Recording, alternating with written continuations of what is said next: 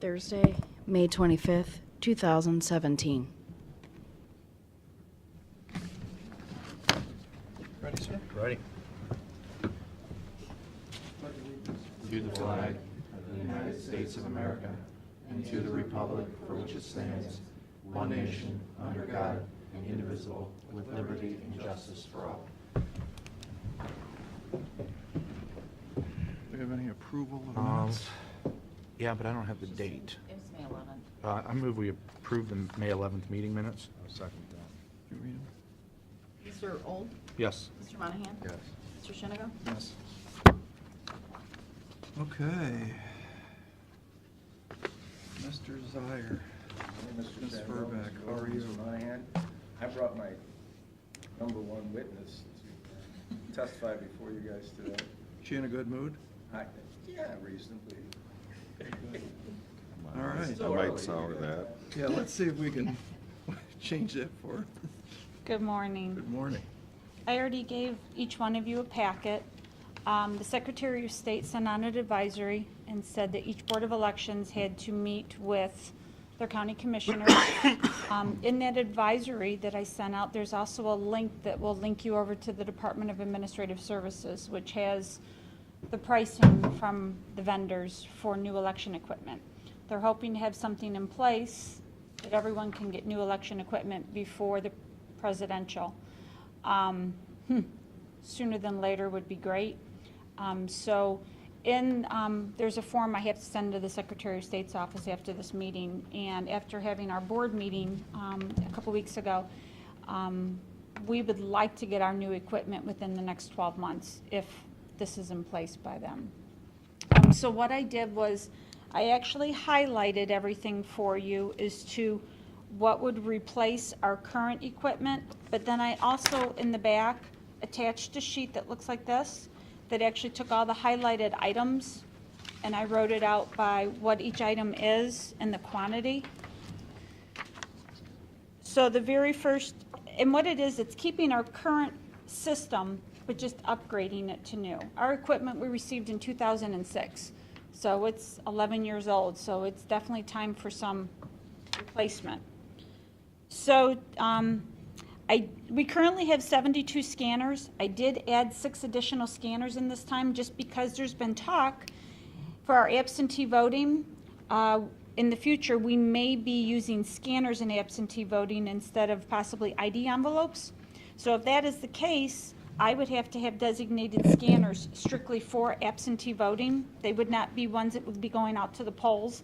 And once we do what's called logic and accuracy, about a month and a half before every election, once we test all that equipment and it's set for election day, we cannot touch it. So if it's designated for a precinct, I can't use it for absentee voting type of thing.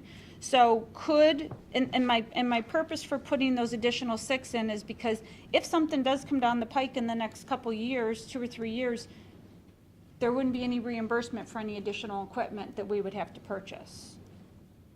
I have a question. You have gold maintenance. Yep, I'm gonna. And you've got silver maintenance. Yep, What I'm do gonna you- explain that. with the Yep, gold and one guy with I'm the gonna silver? explain that. What happens is, when I've been discussing the pricing with you for the past couple years, those prices included only 1 year of maintenance on our equipment. With the Department of Administrative Services, they're doing the exact same thing that was done when we first got our equipment, and it includes a 5-year agreement, maintenance agreement. So the 5-year maintenance agreement that is included in the price is just that if a piece of equipment breaks, we can call the company and we either ship it back to them or they come here and they fix it. So The Jen- gold program, and that is what we currently use, is an additional fee on top of that. And what happens is our company, ES&S, actually sends somebody here every summer and they test and work and replace anything that needs to be done on every piece of equipment that we have. And so for the gold, that is every year. The silver is every other year they would do that, and that is strictly for the ADA equipment because that's not used as often. I'm sorry. So before we get into specifics, where's the $1,129,000 coming from? Is this We this don't- guy right now is just asking if we're interested They're They gonna want to go out and know, shop, right, they want to know if we're planning on replacing our voting equipment and how much approximately it would cost us. and then they're gonna shop it at a state level. Right, and so I just received this memo, May 19th, from our association, and it says they anticipate the majority of the state funding to be provided through the state capital appropriations bill next year. It says we are seeking language in the current state budget bill, House Bill 49, that prescribes the plan that will be followed for the acquisition of the new voting equipment. So we don't know how much would be reimbursed, what the percentage is, but what Secretary of State needs is how much it's going to cost approximately each county. So, because the budget bill has to be adopted before July 1st of this year. So what you're asking us really is not to say yes or no. What you're saying is, this is about what we think we need. That's correct. We want to send this off to the state. Correct. For them to cipher, and I think if we're going to do that, we should also clarify that we don't have $1,100,000. They know that. Yeah. That's the purpose of going through this and getting funding. I get it. Makes sense. Okay. They need to know how much money they need. That's right. To see what they're going to do. Right, Right. Yeah, I get it. okay. You know, I would still advocate that the system that we use is better than any other available system in the state of Ohio. You know, touch finger would be great, easy, fun to play with, but here we get a piece of paper out of the machine that we can recount in a matter of minutes, and it's That much screen more is accurate. basically going to be obsolete in the state of Ohio. If you read that advisory, there's only one vendor that currently is working on certification for new equipment, and they have stopped that process. So it looks like by reading that advisory from the Secretary of State, everybody, the only option possibly will be paper ballots Well, that makes the most sense. to me. going forward with new equipment. So then the next line item, the express vote, is strictly our ADA marking devices that we currently have. They are not used very often, but it is required by law that we have to have one in each voting location. So we currently have 40 locations that we use. So right now we have about 53 of these machines. I'm only asking for 50, so we have 10 extras. But 5 always go out with our support people on election day, that if a machine does go down, they have it right there. And then I've got 5 more here. Then our high-speed scanner, which we have to have downstairs in our office, where we scan all the absentees and that. Ballot-on-demand printers. We currently have a ballot-on-demand printer. This is an upgraded system that is phenomenal, that actually when people vote absentee downstairs, as soon as we input it in the computer, this printer will actually print out that specific ballot to be given to the voter. We won't have to pre-order And you think that those. will save in wasted ballots and over-purchasing ballots? Correct, because like, you know, I take like elections and I see what we used in the past, but you always have to order more. And you never know if the same amount of people are going to vote in that particular precinct, absentee. So whether we have voted or unvoted ballots, we have to always keep those ballots for, you know, like this past election, we have to keep them for 90 days. For federal elections, we have to keep voted and unvoted ballots 22 months. So with this new system, for absentees, it would only print out the ballots that we needed. What percentage of ballots don't you use, are not used, or? It's hard to, like in, you know, in a regular election, when we have a 45% turnout,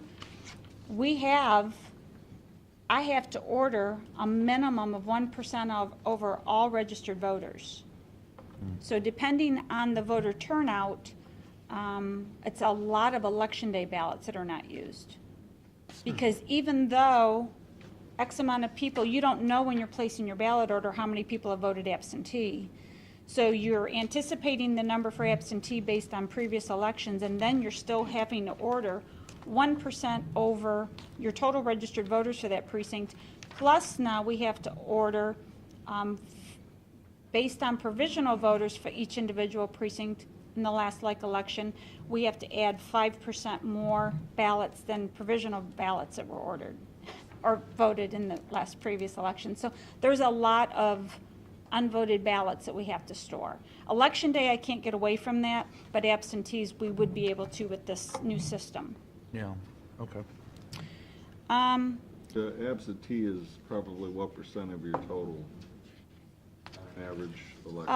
About a third, could be up to a third. Okay. We get a pretty high turnout in our absentee voting. Why, is that a lot of money then? Why do you care if you order too many? It's the storage then? It's a storage and it is money, because we're, Or- well, it can be. Yeah, I mean, like in 29 the, cents a ballot or something? I'm sorry? You say it's 29 cents a ballot? Usually our ballots run between 28 and 29 cents a ballot.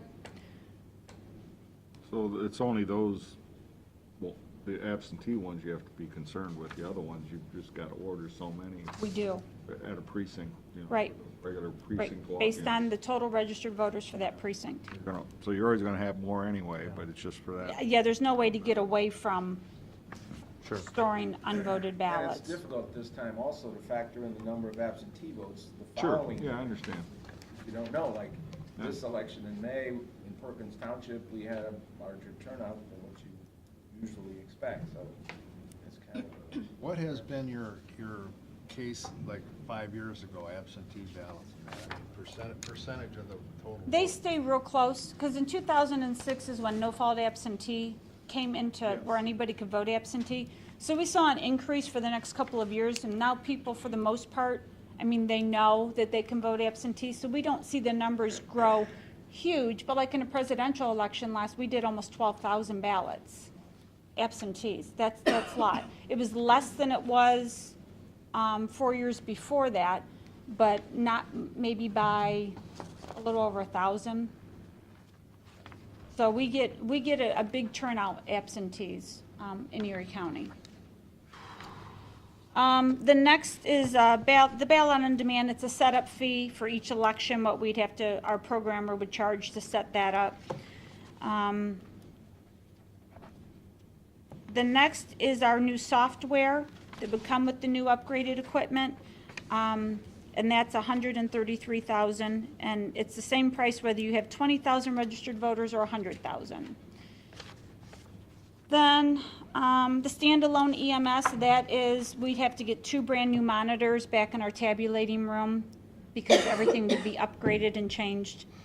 Then we go to, Triad is our voter registration company, and so in order to have the new ballot on demand, our voter registration system has to be able to do that capability, so we have to purchase what's called a module through them. And that would be a one-time fee for $57.67, and then after that, it would be between probably $850 and $1,000 a year to keep that program up. Do you want me to stop? Okay. Then election day on-site support, which we started doing back in 2015. And if you look across, like it says like 3, because we could have up to 3 elections a year, not knowing if we would have. We know we always have 2, but we never know if we're going to have 3. And then election on-site support official canvass. Again, I'm assuming 3 elections a year, so it's $1,650 for each one of those. This sheet that I've given you does not include a trade-in, which ES&S will give us a trade-in, but we just don't know. They can't quote me a number right now because if we don't get the equipment next year, it could be the following year. The trade-in value that I had if we would have purchased new equipment this year was $43,500. Total? Yeah. So nothing. Basically nothing because it's obsolete. There's nothing else, nobody else can use that equipment. Well, that was a logical question. Who's gonna use it if you trade it in? Nobody. So what are they gonna do with it? Probably scrap it, For $43,000? but at least we will get something for it. It's better than nothing.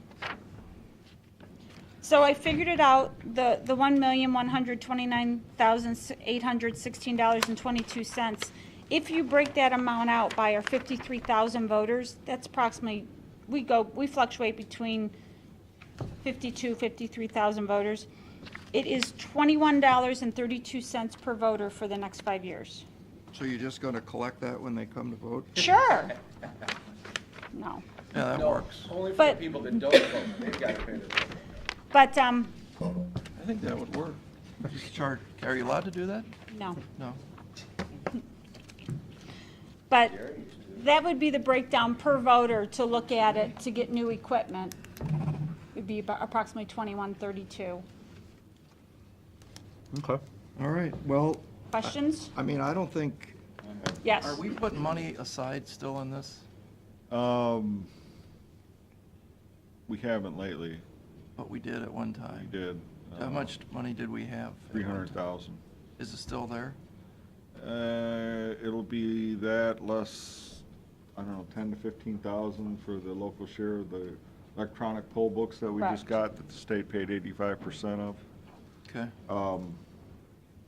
My question is, about a year ago for our 2017 tax budget, The difference. yeah, you guys submitted a request for $485,000 to replace your system.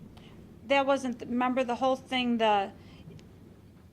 you gotta remember, it actually was gonna be up to, because not everything was put into there, remember, Pete, on All that you sheet? all you guys had were the precinct scanners and your high-speed scanner here at Right. the office. And so this That includes. didn't have the marking ballot devices, that's $250,000. That's correct. Because what will happen, what the Election concern, software, what the $133,000. right? Because now with the new equipment and, that bid was back from the beginning of 2016, end of 2015. As time progresses and they have new certification and some newer equipment. But the marking devices, we can currently use the machines that we have. But if, say, in 2 or 3 years, they say, okay, you've got to upgrade to the new machines, as of right now, you're looking at $250,000 that there'd be no chance of being reimbursed for. So Jen, so I got this straight. There's no order from the state that we have to change the equipment. No. This is just, we think we need to change equipment. John Houston has said, what we want to do is go out to the counties and see if this is the equipment that we should focus our thoughts on, get a price for 88 counties, take it back to the General Assembly and see how much money they'll come up with. Yeah, I understand that. Because numerous counties have already purchased new equipment because they started seeing failure. We start to see failure in our scanners after we do logic and accuracy. Usually, and we do that, like I said, a month and a half prior to the election. The machines are not touched. They're double locked. They're locked away until they're used on election day. Generally, on election morning, we see at least 5 scanners that don't work. So do you want from the commissioners like a letter? What are you asking? I don't us need for? anything. It's just that we have to meet with you guys, and then I have to turn in a form to the Secretary of State's office today stating that we went over this and what the approximate cost is going to be, so he can then take that for the budget to be approved. All right, You don't have to appropriate it. Well, No. I It's gonna be understand. different, I mean, are we gonna have the same equipment manufacturers Yes. for this, or are we going out to bid for it? No, there's no bidding, 'cause everything's done through the Department of Administrative Services. That's why the link's there. But ES&S, this county has used since way before I ever worked here. Never had an ounce of problem. They're phenomenal. They're just trying to find out about how much money. That's this correct. is gonna cost. Right. Just- Can you put in the application a strongly worded sentence that we don't have $1 million to pay for this? Yes, I will. Okay, I mean, I don't want them to think that we think, yeah, this is a great idea. Oh, no, they already Yes, know. send us a bill. Because the number that I give them is not locked into any, I mean, Yeah. it could change or All right. depend on what the percentage would We be. can fill the form out right on the bottom that, after I pick the 3 commissioners off the floor, that, that they've agreed to go ahead, that, yeah, there's a chance we need more equipment, but we really are counting on state funding to Oh, yeah. provide this. If Absolutely. each county submits something like this, asking for over $1 million, it's gonna shock the legislature too into believing that we better fund this at least at the highest level possible. That's Really, correct. and 100% is another issue. Great. Okay, thank you. Any other questions? Nope. Okay. Thank you. Thank you, guys. So we have a bid opening for, our meter reading. Great. Is this done under the Senate bill, or is this?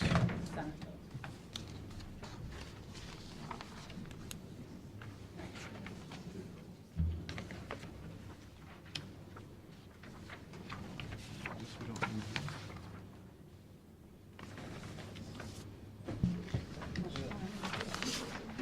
this. Gary?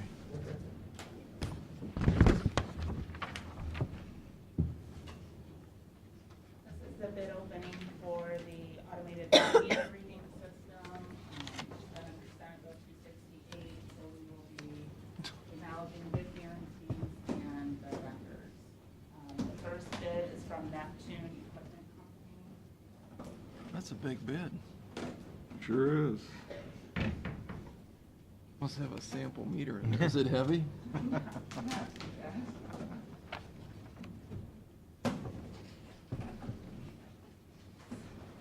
That's a good idea. Put it in a big box. Put a little Put it- box. put it in 4 This is like on the Chinese doll thing. Russian doll. Oh, my daughter does her gag Christmas gifts, you Yeah. know, box after box after box. Yeah.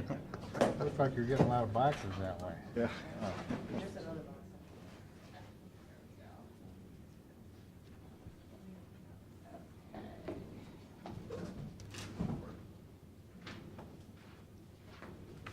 And the bid guarantee and contract bond is present.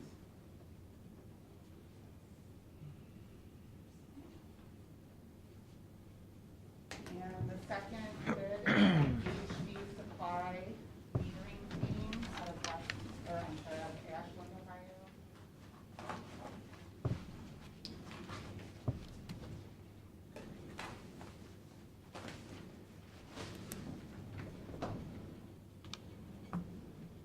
Pete, And Pete. their bid guarantee and contract bond is also Hmm? present. That's the final bid. That's the interest for the first half. Move we turn these over to the Department of Environmental We just Services. paid the bond. Second? Mr. Monahan? Yeah. Mr. Old? Yes. Mr. Shinnigan?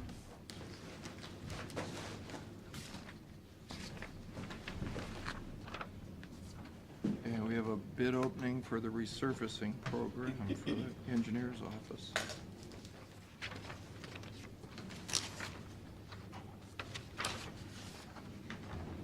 Here you go, Gary. This is the bid for 2017 resurfacing program. The first bid is from Bergen Paving out of Napoleon, Ohio.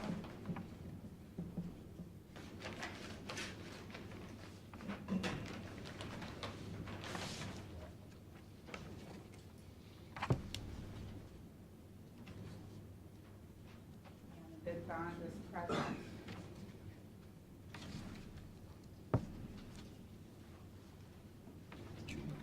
The total bid is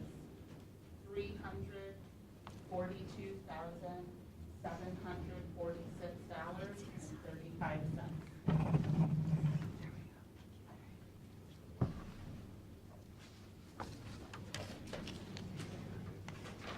The second bid is from 7L Construction LLC out of Belleville, Ohio. Was that in the 340?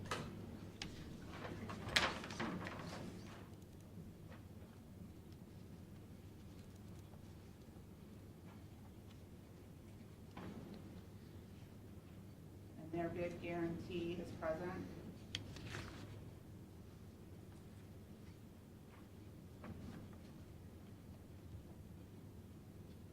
The total bid amount is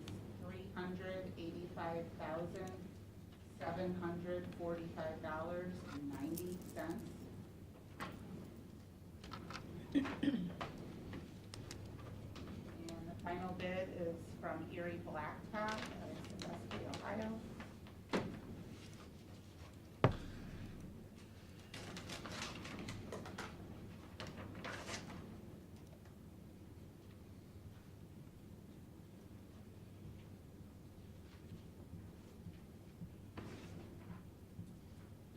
bid guarantee is present. The total amount of their bid is $375,098.55. Move we turn these over to the engineer's office. Second? Mr. Monahan?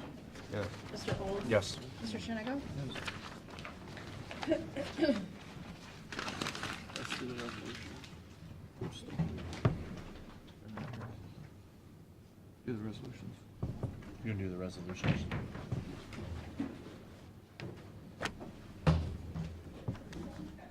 Authorizing the county administrator to submit claim form with the Ohio Department of Commerce on claim. Second? Mr. Monahan? Yes. Mr. Old? Yes. Mr. Shenigo? Yes. Entering into an agreement with K.E. McCarthy and Associates. Second? Mr. Monahan? Yes. Mr. Old? Yes. Mr. Shenigo? Authorizing the drawing of warrants, payments amount due upon contract or order. Second? Mr. Monahan? Yes. Mr. Old? Yes. Mr. Shenigo? Authorizing county auditor to make a supplemental appropriation. Second? Mr. Monahan?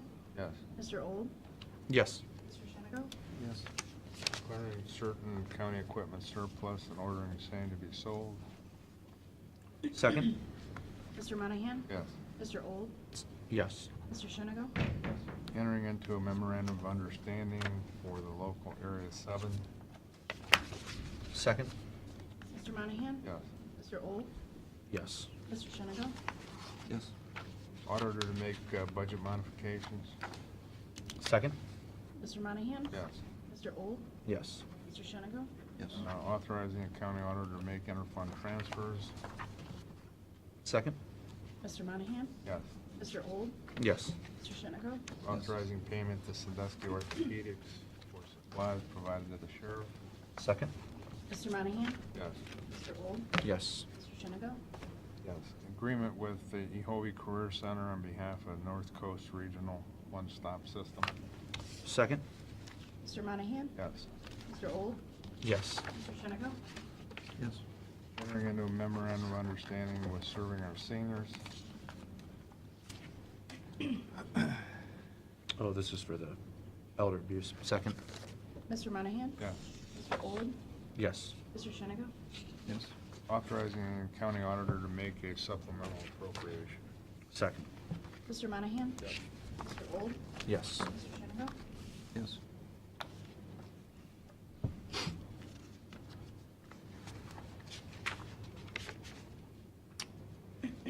Well, you want to do your issues real quick?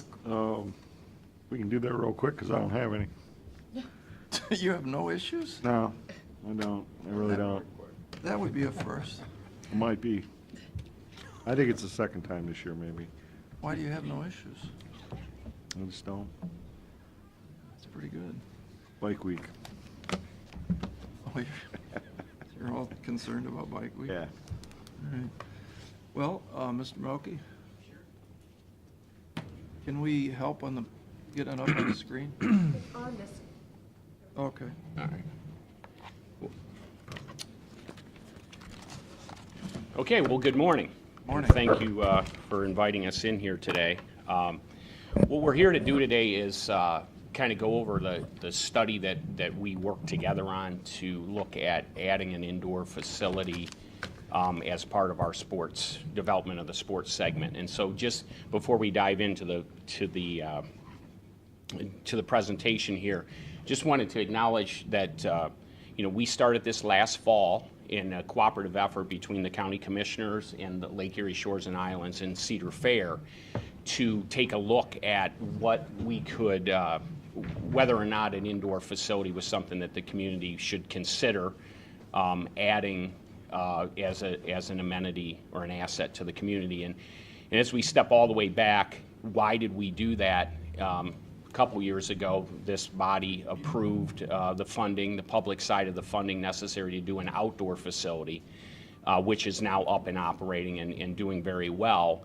And we saw that as an opportunity as a community to open up a new segment that we didn't have, which was sports tourism, and it's something that pops up on surveys and et cetera of people coming to the area. It was something that we could build into and then have an asset that people would come and visit. And as it turns out, that worked out or is working out very well in the outdoor, with 50% of the teams coming from outside the state, and they're going to entertain 1,000 teams this year. So as that success was kind of growing, and now doing better than expected, we step back and say, in 2012, there was a study done about an indoor, and that kind of excited the imagination that really led to the outdoor. So let's go back and look at the indoor, and that's where we came together with the Visitors Bureau in the county and Cedar Fair to look at that opportunity. And so what we're here to do today is to kind of go over the high points of that, not into the weeds, but the high points of what that study said,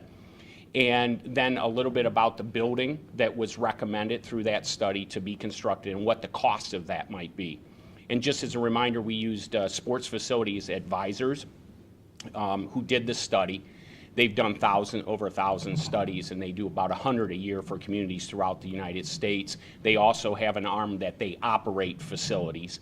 And I think my count was they had over 70 facilities that had actually gotten built as a result of their financial study throughout the United States. And they have hundreds of more recreational facilities and so forth. So they've been there and they've done that. What we liked about them was that they're very detailed in what they do, and they have the experience as an operator too, so that we can kind of trust the numbers a little bit more from real life experience. So just a little bit about them.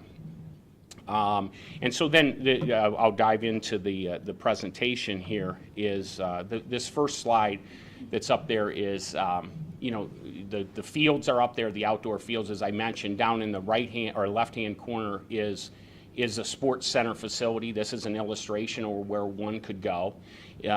If we remember, this was a Griffin Airfield, and had the commissioners not approved the money, it probably would be a prairie now or an abandoned airfield, but it's a functioning sports facility. And then there at the top, as part of the original deal, we agreed to donate or make available for use that upper part there that goes along the East Bay for the metro parks in the city, to use that as a public park, to open up the bay for the public's utilization and provide, hopefully, a grand entry into the metro park assets and the city park assets that already exist, that we want people to be more aware of and make more accessible. That was one of the things that we thought would be important, and that it be active.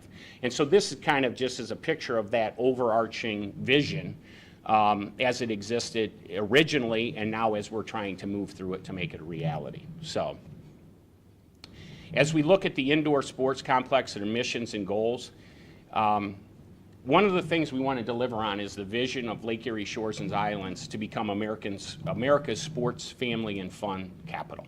And I know that Lake Erie Shores and Islands was in here, I think it was last week, and they have a proposal about a sports marketing division as their effort to kind of deliver on that vision. And as we see that, you know, adding additional assets to the community that people will travel to use is all part of that. You have to have something to sell, if you will. And so I think there's an integration between the vision that they've offered and what we're going to walk through here this morning. The second point there is the drive incremental room nights and ADR for local hoteliers.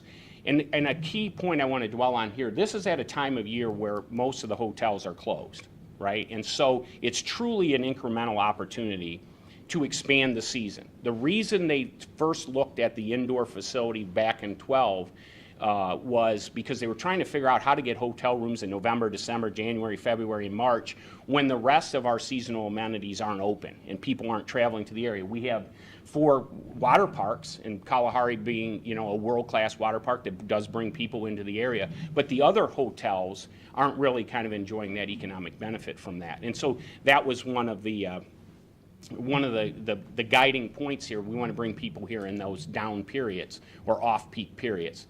We want to create an economic impact to benefit the local businesses, residents, and the broader community, and that's not only in lodging, but it's also in dining, other forms of entertainment. You know, we want our restaurants to be full, people getting gas at the gas station, going to the Ghostly Manor or what have you. Use the amenities that we build up for the summer season to be able to be more used in the off season. So and then a state-of-the-art facility. We'll get into this a little bit later about community recreational opportunities. If you look at the utilization pattern of the facility, there'd be about 6,000 extra hours that could be programmed into for local use.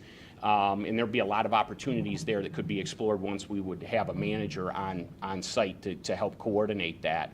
And then, again, just the last point is the tourism segment. As I said, what we started out with was getting into a new segment of the economy that we had not participated before. What we're looking at here is this that next step, and does it deliver against the incrementality we're looking for in the off-season? And so that's kind of our guiding principles as we walk through this. And so what the study told us was that what would be recommended is a 140,000 square foot facility. And we've costed that out with O Sports, and that'd be about a $28 million facility. It would have 10 basketball courts and 20 volleyball courts. And that can host basketball tournaments, volleyball tournaments, mat sports, community events. And then it would also include a walking track, so that it would be available for the community to use in the winter or all year round, but particularly in the winter when it's not suitable to walk outside, it would be a place where you could come and walk and get that form of community recreation, which we think would be a nice thing for the community to have. And the bottom point there is that as a standalone facility, these facilities are roughly, you could look to break even. They're not huge money makers. They're economic activity generators. And so the economic activity is very dispersed. So people come to play, you keep the lights on so they can play basketball or volleyball, but you're really looking at they're going to stay in the hotels and they're going to go to Perkins Pancake House, they're going to do those things. And so that's kind of the aiming point. So then at the bottom there, what's the total opportunity? We already have the outdoor sports complex.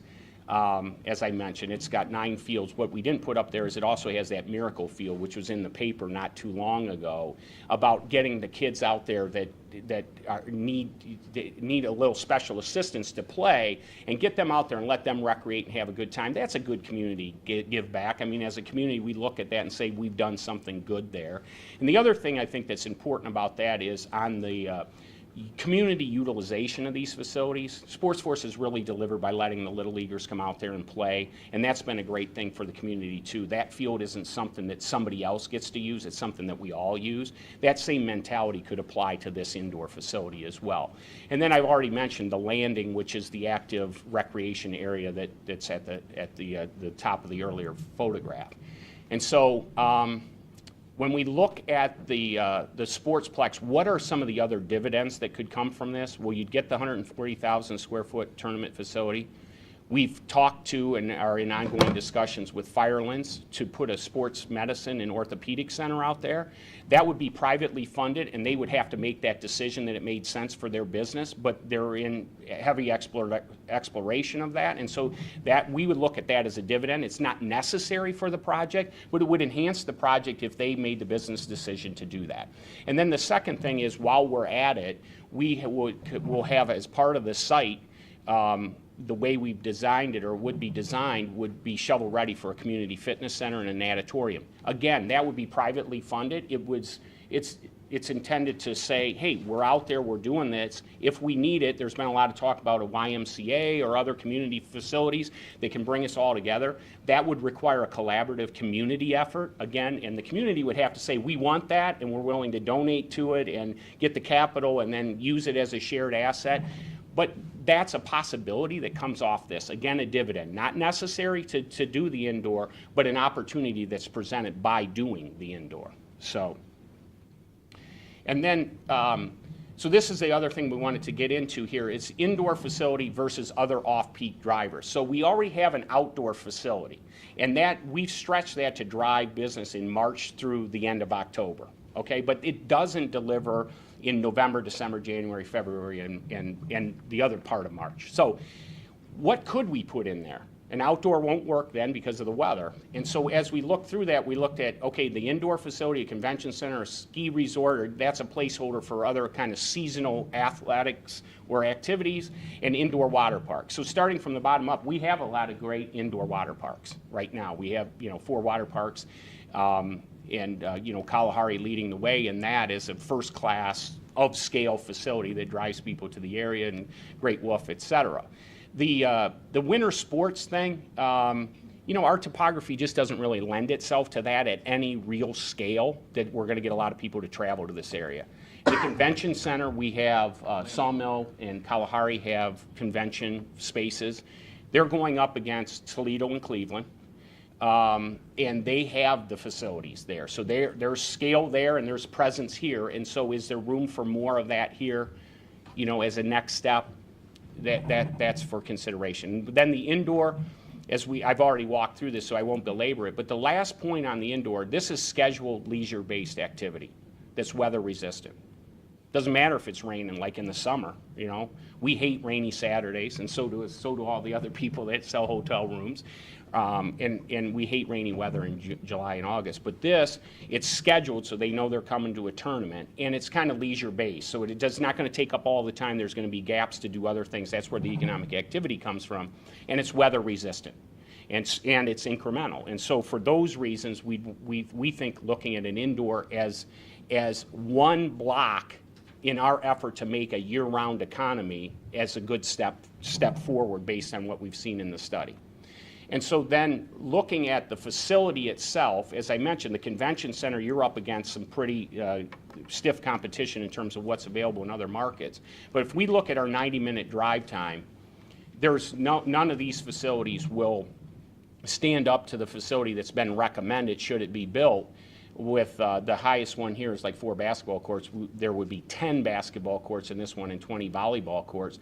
And in addition, there would be FEC areas and adventure areas so they can appeal across a wide spectrum. The idea being that if Sally's playing volleyball and Johnny's 7 years old, he can go do something else, and there's a good mix there, and there's food on site, et cetera. And so it makes for a holistic experience as opposed to going and playing on a basketball court that's inside of a pole barn type of thing. So facilities are important, and the timing of the facility is important as well. Other people are looking at this, what the market has to offer and what might be an augmentation to that market, and so we need to keep that in mind as well.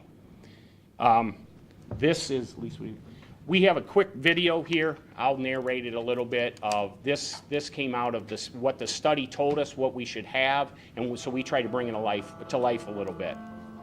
And so this is the airfield as it existed before we put the ball fields on there. And this is the phase 2 potential opportunity.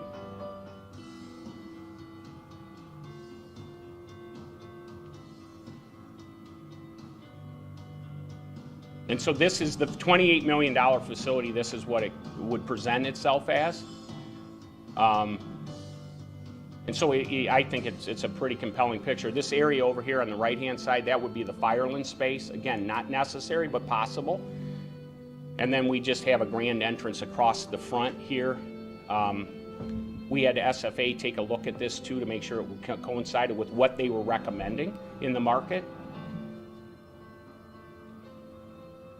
And then this is just going to give you a little fly around inside of what it looked like from the visitor's perspective. And so this first piece is showing a grand mezzanine. This would be suitable for community events and just gathering spaces, other sorts of events. Walk up the stairs. This is a mezzanine area up top where you can observe the courts and watch and be spectators. And this kind of gives you a sense of the scale of what the courts would be. There'd be 9 in there, and then there would be a championship court on the other end that we're walking to right now that would double both as an athletic center but also as an other activity, community activity center that would give an opportunity for a gathering of scale inside this space as well. The windows up there to the right would be the fitness area if that ever came to reality, and then this is just kind of a look back. So, this is, collaboration is the magic word, and this, based on our review of the pro forma and such, is possible. I mean, we could do this. Yes, Bill. Compared to there's a facility in Geneva, Ohio, and I'm sure Uh-huh. you're familiar with that. Yeah. I'm not familiar with how big that is, but compared to that, what is The one in Geneva is much, much, much larger and much more sophisticated. And so the idea of when you're sizing these facilities, you don't want to make them so large that you need national participation in order to make them work. You want them large enough that you're the venue of choice for the right size tournaments. And so that's how they come up with the 10 courts and the 20 volleyball courts. That's the deeper pool of available tournaments that can be staged. So you think of it as from the tournament organizer standpoint, how many teams can I bring together to play in a tournament? What kind of facility do I need to do that? What's that sweet spot? It's very hard to get 100 teams on a regular basis. And so this is intended to not be Geneva. It's something different than that. And the distinguishing characteristic or differentiating characteristic for us is Geneva doesn't have the hotel rooms around the facility that we do. And so that's our differentiator. And so the size is intended to get into the deeper part of the marketplace that's available. That's one of the reasons it's been failing, because it does not have the hotel. Exactly. That is a distinct advantage for Erie County. That's why I think, when the Visitors Bureau and us as, one of the drivers of tourism in the area, we look at it and we say, wow, we can really take advantage of this. And then if we can push this to a year-round economy, or a tourist economy, a lot of good things happen, right? It allows for more aggressive investment in your property because you have a year-round revenue stream. It allows for a deepening of the work pool because you have people who can rely on year-round work as opposed to being off-boarded at the end of every season and then kind of matriculating around to other jobs or deciding that you want a full-time job or people like to have a predictable job where they work. They like it. They like the conditions. They want to keep working there. And so this would kind of facilitate that happening. Again, I don't want to say it's a cure-all, but it is a good step in the right direction. And then you build off that, and there's a reverberating effect, and that's how we can kind of take advantage of what we already have and turn it into something that is even better. So that's the kind of the core thought. This is a shot from the landing, what would be the landing area back to the facility, just to kind of demonstrate kind of the holistic view of that particular site, the Griffin Air site. We think there's an advantage to scale, a scaling of things. We see that in our parks. We build 200, 300, 400 foot roller coasters. We see that at Kalahari. They build this huge space and you go in there and you're like, wow, this is great. It's larger than life. And that's attractive to people. And so if we look at Griffin and we want to fill that whole thing out, that's the kind of the wow. We have 10 baseball or artificial turf field, multi-purpose fields. We have indoor with 10 basketball, 20 volleyball courts. We have a landing that invites the public in to use it and has access to the bay and a grand entry into the metro parks. That's kind of one place, that's where you go to kind of get that stuff. So we think that's an important consideration.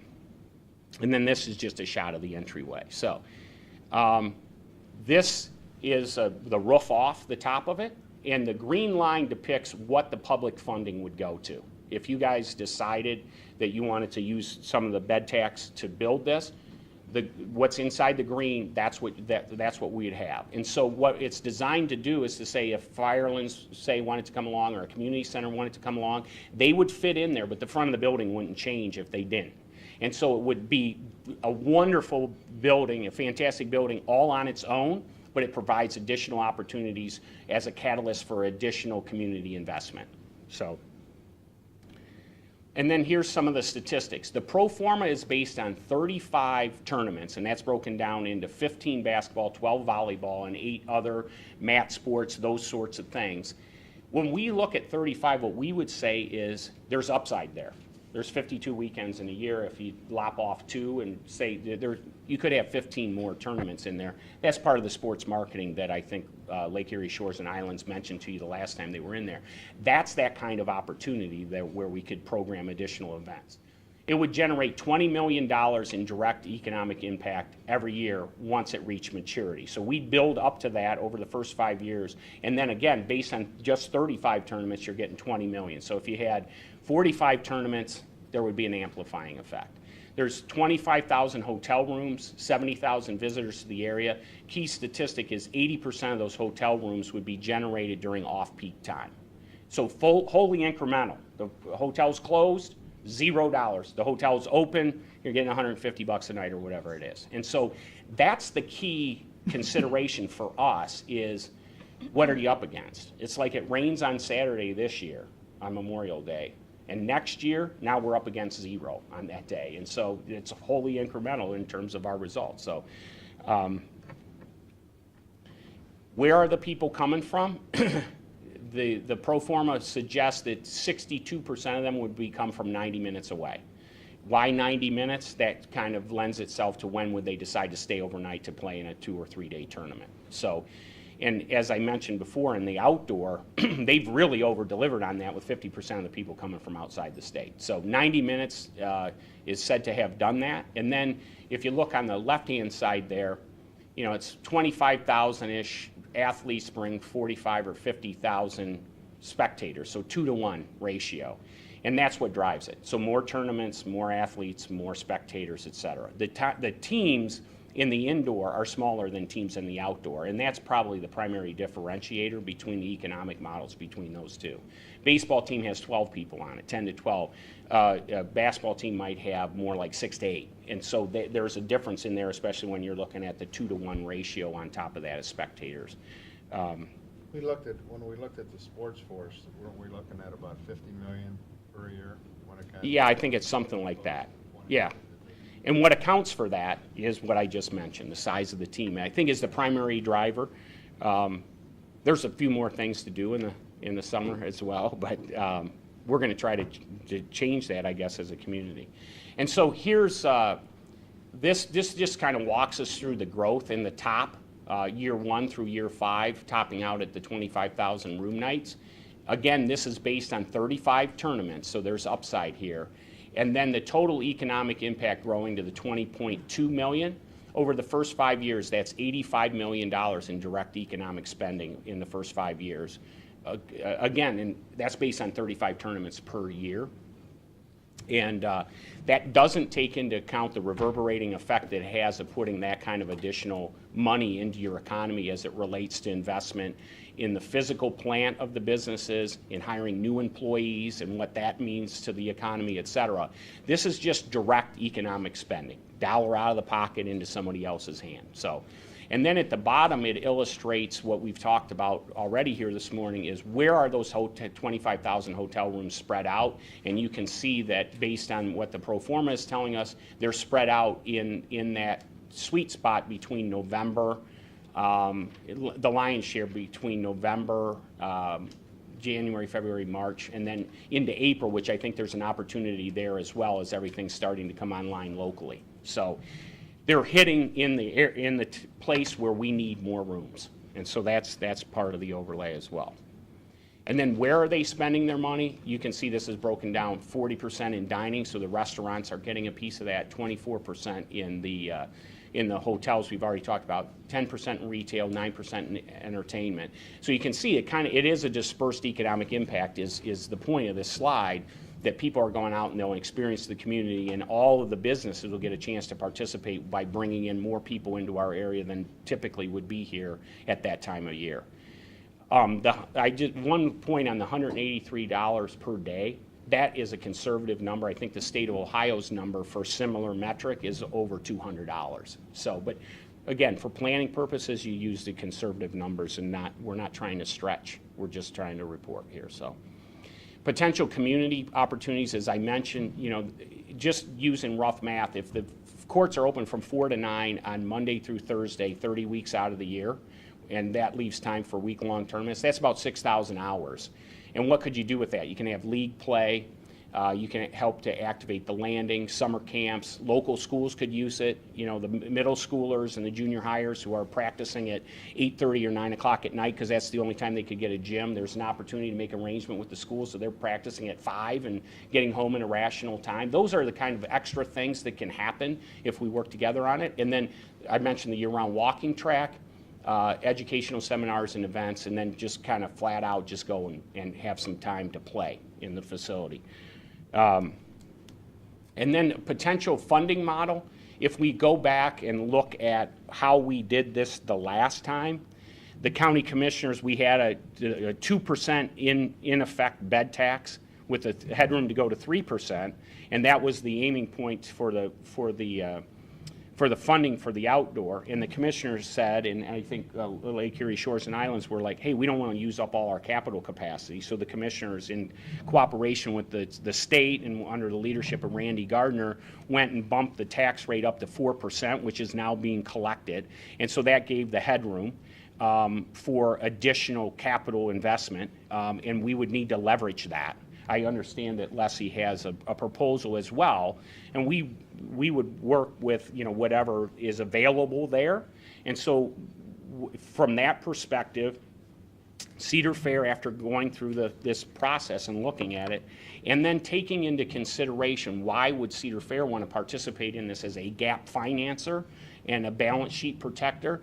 And the reason for that is, over the last couple of years, if you've kind of read our stuff that we've put out there, we want to make Cedar Point the resort to come to in the Midwest. Take advantage of the park, take advantage of the beautiful hotel that we invested in, and the beach. And so there's a realization there that in order to be a first-class, world-class resort, the community that surrounds your resort needs to be strong and vibrant and growing. And so that's why you're seeing us step out into the community more and invest in the community, you know, the passage of Issue 8, et cetera, to kind of help be a catalytic effect on that. What we said during that, and we'll say again here today, is Cedar Point isn't an ATM to go to get more money. It's an asset to be leveraged. And this is part of that, and us stepping up and saying, to help make that happen, we have to be a participant in the broader community, and then we'll benefit from the reverberating effect between the two of us. So with that in mind, Cedar Fair would be willing to contribute $5 million plus as a gap financing, the 27 acres of land, and to take on the operating risk on the balance sheet. This will take 5 years to ramp up. There will be some losses in the early years, the goal being break even, as I mentioned earlier, because the real get here is the economic activity that's spread throughout the community. And that all adds up to the 28 million and the 140,000 square feet. So we would love to have a conversation with the county to see if there's enough room in the fourth percent to accommodate all the goals that you have for that money that would allow this to happen. But that's for your decision to be made. And and the other thing is, in the other deal, the county insisted on the outdoor deal that Cedar Fair guarantee the bond. If the facility were to ever close before the bond was to be paid off, then Cedar Fair would have to pay off the remaining balance. We'd be willing to do that again in this situation as well. Basically the same deal structure as before, with a greater capital investment. And then at the bottom, just a little bit, there's a little differentiation between this and the one we did with Sports Force, because Sports Force was the designated designer and constructor and the operator. Here we have a little bit more open book. We bid this project out to be built. And we'd also, if we would be the operator, we would bid that out to have that operated. But the final point there is one I want to emphasize a little bit. You know, there's a lot of good news about the Sports Force Park. And it's bringing in the people as intended, and it's generating hotel rooms. But we're having a little growing pains in terms of how the hotel room, how that process is working. It's an evolving process that's continually being talked about and improved. And as we looked at that and we were going to go into this one, what we said was, you know, we should start with the end in mind here. And so as we would do this one, as a booking agent would be chosen to where the hoteliers are going to, or where the people are going to get their hotel rooms, that we would partner with Leslie's executive committee to be in on the ground floor of the selection. We didn't make the selection the last time, but we're saying that we would pre-wire that and say who's ever going to operate it, let's bring everybody together to generate understanding and kind of ownership of the process. We think that would be helpful in just helping spur greater communication between the parties, because there's the hoteliers obviously want to sell their hotel room for what they can get to make their money. The tournament operators need to know they have a predictable blocking of rooms so that when the teams come in, they know where there's capacity for them to stay. And so keep working through that, but this is an effort to ensure that the conversation is ongoing and continuing. And I offer that only in the sense that, you know, continue to work together, you find the right solutions. So. And then a timeline, this is illustrative only. If there would be an approval in June, the facility, based on on the timeline that we got from O Sports, could open in the first quarter of 2019.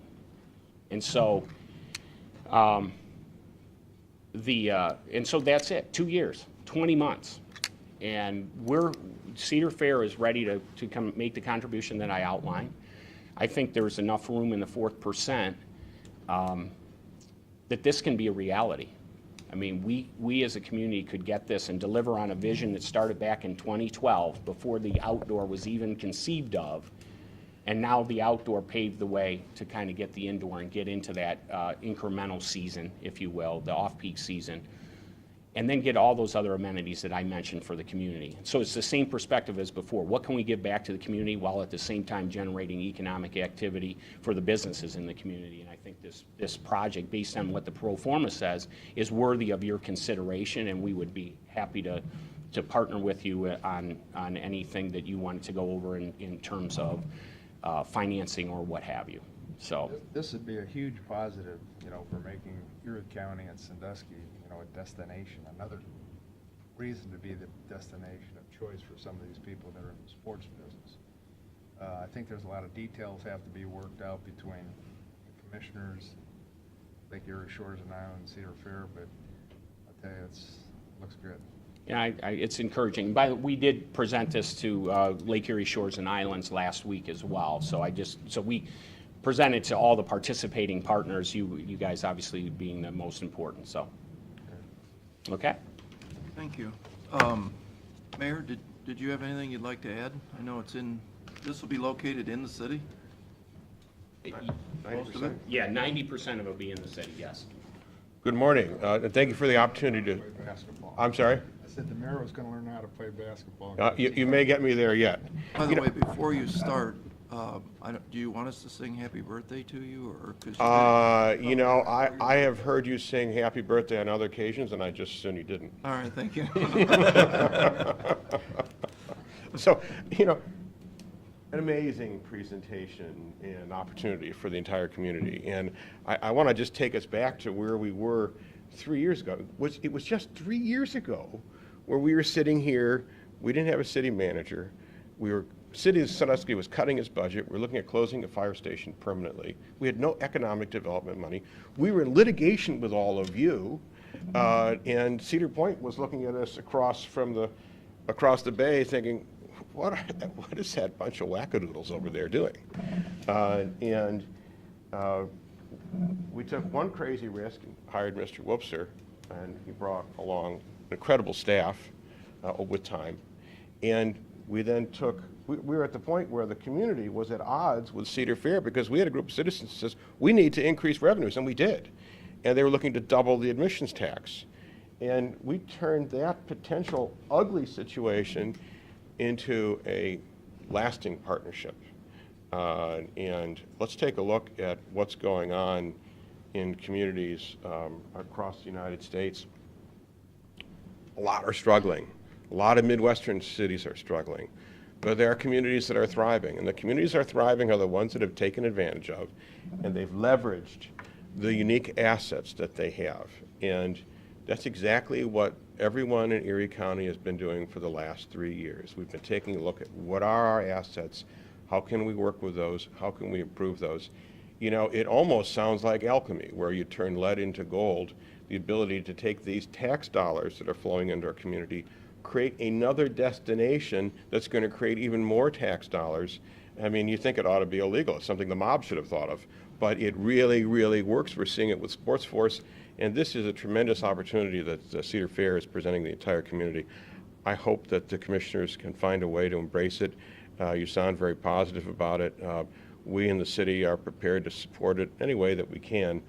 We think it'd be a great thing for all of Erie County because all of us are going to thrive or not together. One of the things we've seen in recent years as state and federal funding is squeezed is we know help isn't coming. If we're going to take care of ourselves, if we're going to thrive, it's because we're going to take care of ourselves and make investments in the assets that we have. So I think it's great. And do you want to talk a little bit about, I know Eric mentioned on the pathway project that you guys are working on. I know there's a study out there right now and that would coordinate with what Mr. Melky said, along the back shoreline? Well, we think it's a tremendous opportunity for the entire community. I mean, a part of it obviously would be in the city of Sandusky, but then that provides a connector over to Sawmill Creek and to, I have to call it Sheldon's Folly still. I shouldn't, I know I shouldn't do that, but that's how we grew up with Dr. Sheldon in Huron, which is where I grew up. And I think that that has the ability to bring the citizens of Sandusky and our visitors out to those more open areas, which is a tremendous opportunity at so many different levels. I mean, you know, so we talk about metro parks and where their voting base is. They always lose in the city of Sandusky because the citizens of the city of Sandusky don't see a benefit, because they're not, in a lot of ways, getting a benefit. Well, that then supports the Erie County metro parks because they expand their group of customers, if you will, and the citizens of Sandusky can see a real and sustained benefit from that. So again, that's another great opportunity as we are working to build out. I mean, right now we are engaged in a tremendous amount of planning in the city of Sandusky to figure out how we're going to take the things that we have built up, particularly the Sandusky Bay Pathway, and make all those connections. And this is sort of the ultimate piece to all of that. Okay. I'll echo your comments about the city of Sandusky over the last several years since I'm a city resident. It's been amazing to see what has happened. Thank you. To you and your commission. Thank you very much. Absolutely. Thank you. All right, thanks. We will, I think what our next step is why don't we get with Pete, and why don't we drill into the details on the financing like we did last time, and then we'll be back with you very shortly. Okay, well, All right. thank you. All right, thank you. For your participation in this study. All right, thank you. Thanks. Okay.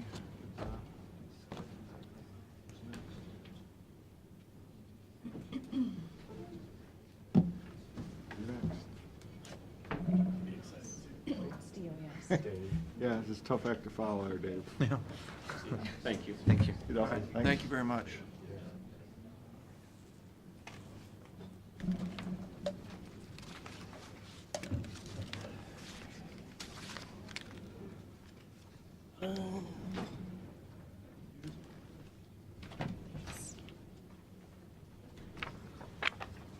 Thank you. Is yours going to be as David? They didn't want to hear about the land?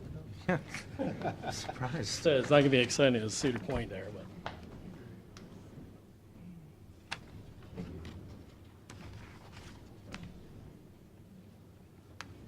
Yeah, you get my cheater glasses on because my eyes are going. Okay, time for the bi-monthly report. Again, we're not excited as a Cedar Point, but we do have a lot of stuff going on. We'll start off in the water division. You guys open up the meter specs today. Next week, Luis, Leah, and myself will go through those, and we will score them. There's only 2 of them, so it's gonna be between Neptune and Census. We'll get back to you with recommendation.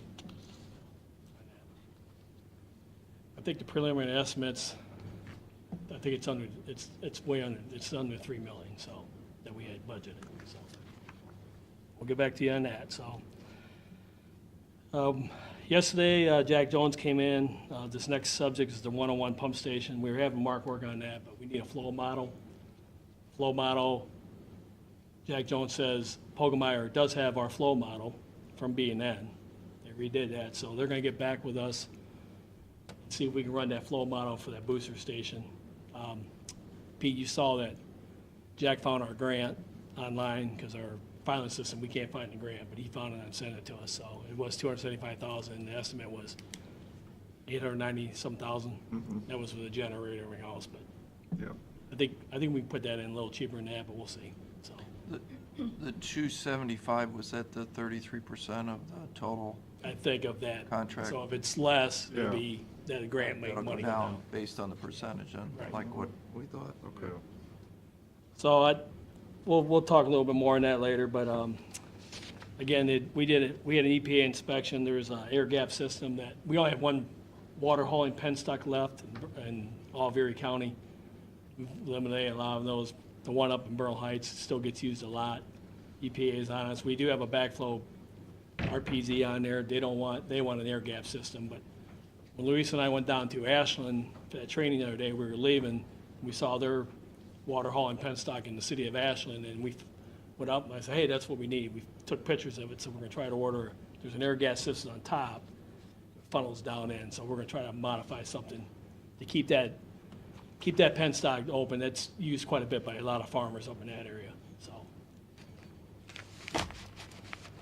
Our THM testing's been done for the quarter. We do that winter, spring, summer, and fall, so that's to check the cancer causing organisms, stuff in your water, so. Battle Lane Water Line Project, material is here. We plan to start next week. We're gonna use, Vermeer's gonna come out and demonstrate a machine for us.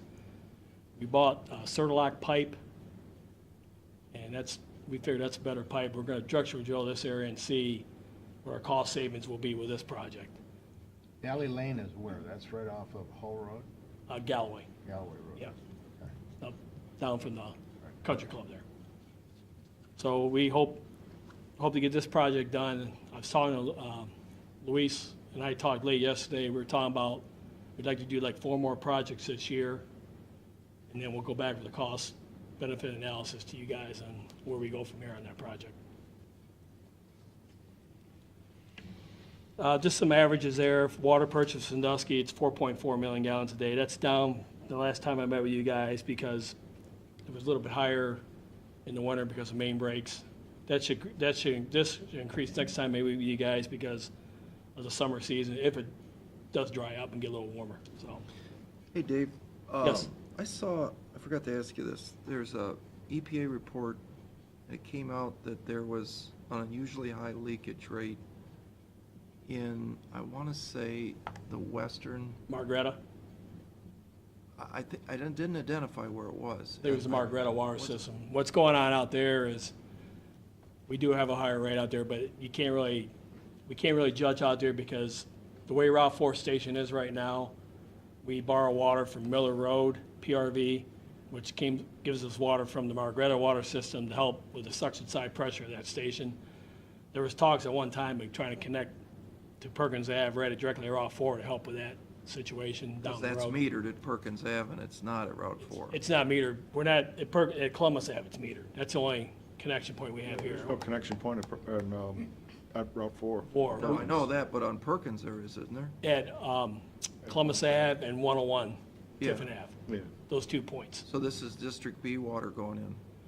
This is District A water, but we're gonna borrow from Margaretta District A water to help with the pressure side of, suction side of Route 4 pump station. It's not a very good design. Where's the water going?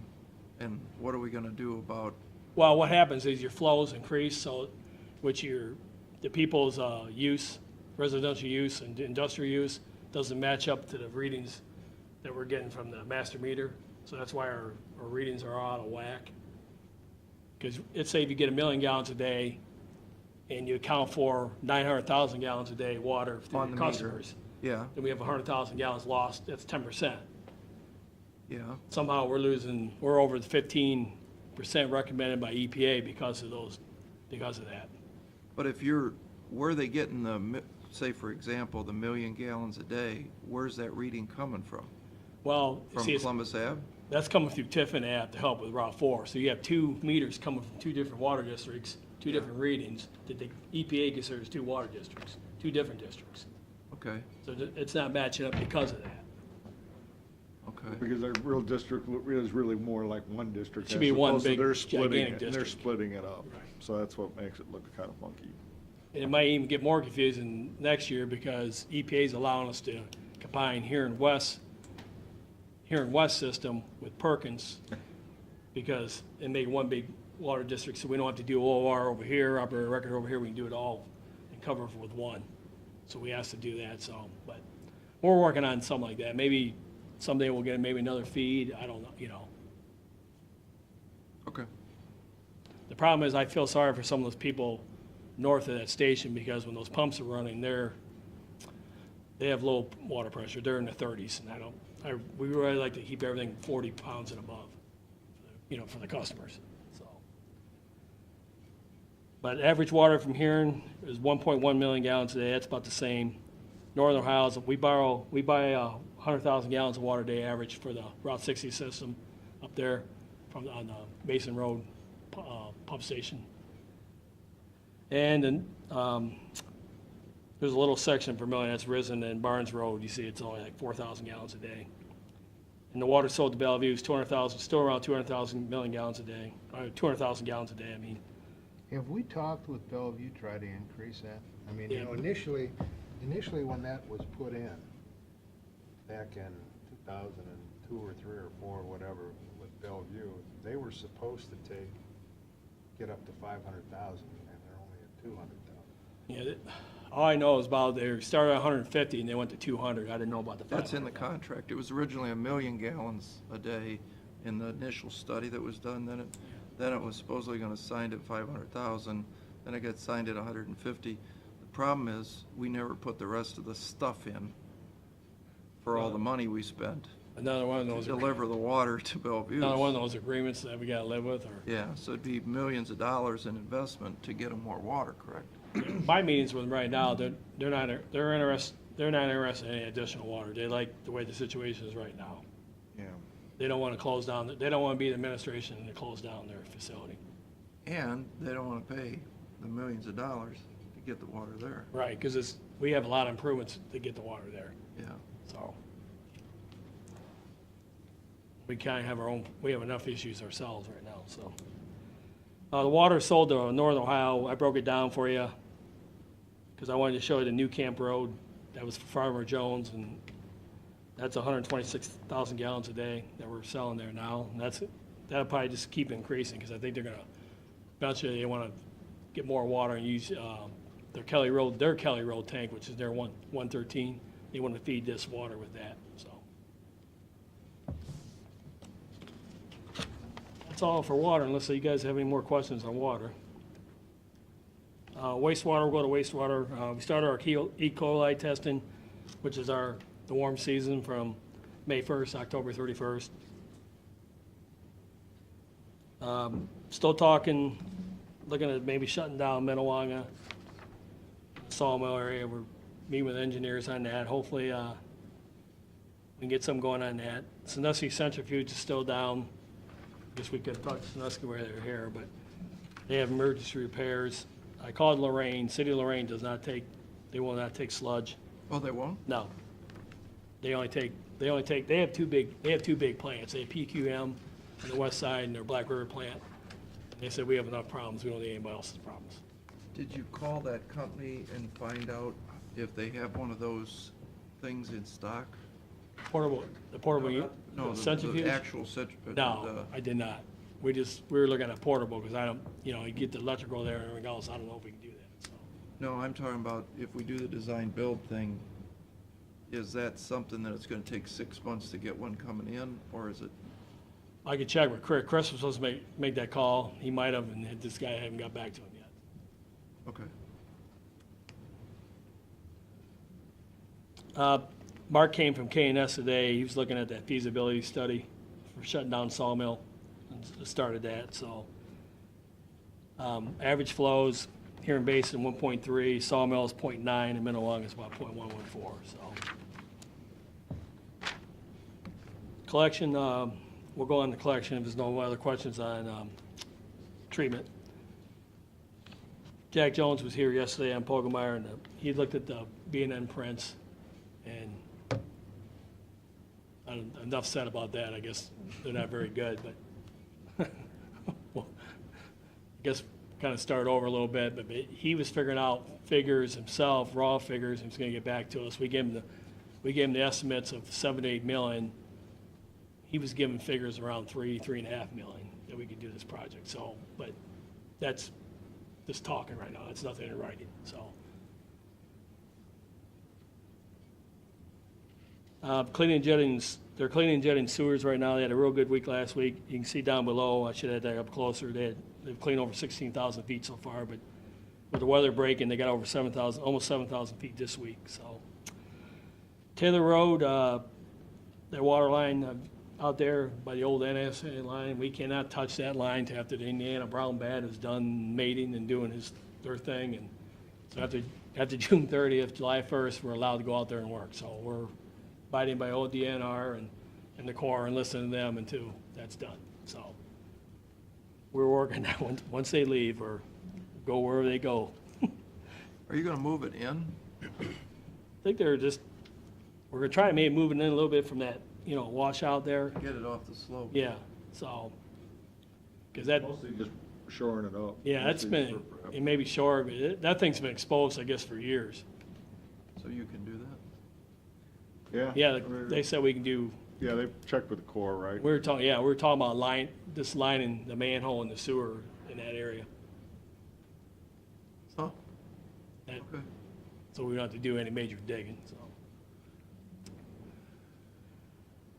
I was talking to John Roofer this morning about those meters. Pat, we talked about this on the I&I study. We want to, he was talking to ADS and Hawk. Well, ADS is charging a lot of money for these meters. Well, Hawk called and said, we can do just as better job for cheaper. So I said, please check with Hawk. And they have a better meter where the chances, they can go on top of the manhole and they can sensor that surge flow when we get high rains, which we can't do that with ADS. So he was gonna check in that because we want to do this, like we were talking, this I&I study and get this I&I out so we don't have more flows go to Cindy Sandusky or to our plants. So he thinks we may get more meters from them too, so I'll keep you posted on that. Right, and I, like we talked about, we gave you the permission to buy the camera, I told and get it done. I told mean, that don't to- quit fiddling with it, and Howard that today, I'd go look down at 250 sewer, Yeah. go look down those sewers and see if they're squirting water in. yeah. We can pay to line them for nothing, And we based on what we're paying out in sewer charge Right. for treating infiltration. Probably should look at, when we do projects, is doing at least some of the laterals, these homes, because. If that's the case. Huh? If that's the case, but I'd like to see a picture of Right. it, that lateral's squirting that much water in, like down Cleveland Road. I find it hard to believe. We'd like to, that'd be part of our I&I study, and that would make US EPA also happy, so. Yeah. But that camera will pay for itself, right? We do it ourselves, and we get to see it right there. Right, we see it right there, We and can pick the rain day, go out and do it. we can identify the problem right now. Yeah. And know where our problem areas are for high flows. Yeah. Average sewer flow for April was 165 million for the whole month, or 5.5 million gallons of water or sewage was being sent to Sandusky's wastewater treatment plant. Hines, I looked for the month, Pat, because you guys, Matt and Bill, you guys are kind of asking. I think we had 48 million gallons go to Sandusky, and we had 10 go to Sawmill for the month. So I'll keep better track of that. I told John we need to have better reports to you guys and keep you posted on that. That's where our problem area that we went over the, Right, but during not peak conditions, if you look at the peak conditions that went into Sawmill, wasn't that up to 16, 18? Or maybe even higher than that? MGD? Yeah, I think No, there's not more that high, not capacity that at much. Sawmill. I thought it was. There's not that much capacity at Sawmill. Look at the peak flows. Yeah, I don't- On the red ones. yeah, Sawmill can't handle real big flows, but No, I got the, average daily capacity is half of what Huron's is. Huron's is 2, Sawmill's 1. Snow right there, it can't handle that much. I was just looking at when the rain events occurred, what we sent to Sawmill. and we don't have the May report yet because we get this monthly. But what's the old, like during that, remember the sheet with all the red on it? Yeah, What was the peak flow at Sawmill highest? it was, well, we had, Probably about 5. yeah, we had 2,000 gallon a minute pumps going. We had like 2,500 gallon a minute going out through there. So. I think it was more like 5. That's why I was getting, there was a little more capacity that we could send that way if we wanted to. Because he said he didn't bypass pump during the high rain events at Yeah. Sawmill, right? No, we overflowed tanks, We overflowed the tanks though, which we had to report to EPA. just like an SSO. And the equalization basin was full, Yes. That thing filled in 4 hours during that storm event. the wasted money Yes. Yeah. equalization tank. Yeah. High treatment rate's a better option. Bayview for the month so far, about 500,000 gallons, but that's climbing every month with more people hooking in, so, Those streets done now, Dave? yes.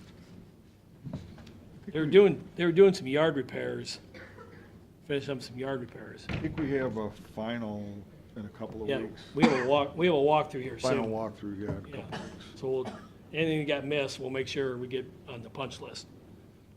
My brother's not complaining about his road, so it must be fixed. So landfill. Yeah, landfill, Brian ran off a quick report. Municipal solid waste, you can see it's down 15,000 tons for this year so far, but NASA waste, because of better weather came in March. It's just coming now, so we're almost 2 months behind receiving that waste. So that's why that's down. Huron County's up 100 ton from last year, 1,600 tons this year compared to 1,500. Industrial waste is down 100 tons, 4,500 tons for this year compared to 4,600. CDD waste, we're up at 10.3, we're up 800 ton from last year's 900 ton. Revenue's down a little bit because of NASA waste, it hopefully will pick up. Mississippi line volume is 13,700 tons for the year. You're still waiting for permanent approval from EPA, which How's that stuff working out? it's pretty good, but if it's wet, it gets slimy and you're slipping, so. It's And like great. taffy? Yeah, it's great dry weather material. Get it wet and you're in trouble. C&C was yesterday working on the gas new design system. And again, I just told you about NASA waste, so. Engineering, I just talked about, we worked with the ADS in the I-9 study, we might get Hawk in here. There's 198 taps so far that's connected into Bayview, we got 150, we got quite a few outstanding out there. They're coming in, so it's not like we gotta put our thumb on them yet, so. As long as they're coming in, we're not gonna send letters or anything else. Solid waste, I talked to Lisa again today, that report was due to EPA by June 1st, but they told her that's fine, whenever you get back, just submit it, and there won't be any penalties or anything else on the solid waste. So,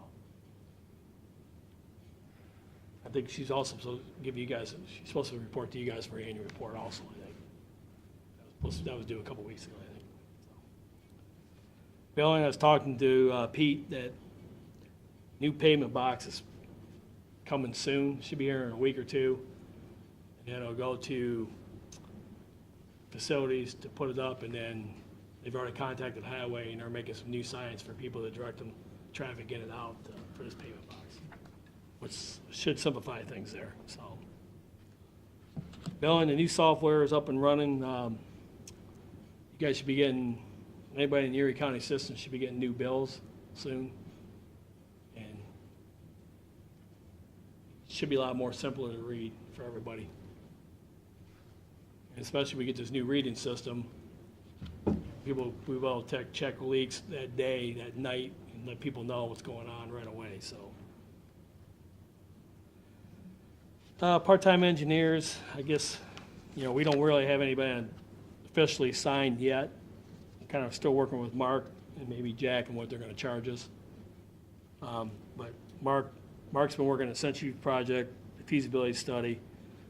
He was gonna be in the office 10 hours a week to help for plan project review.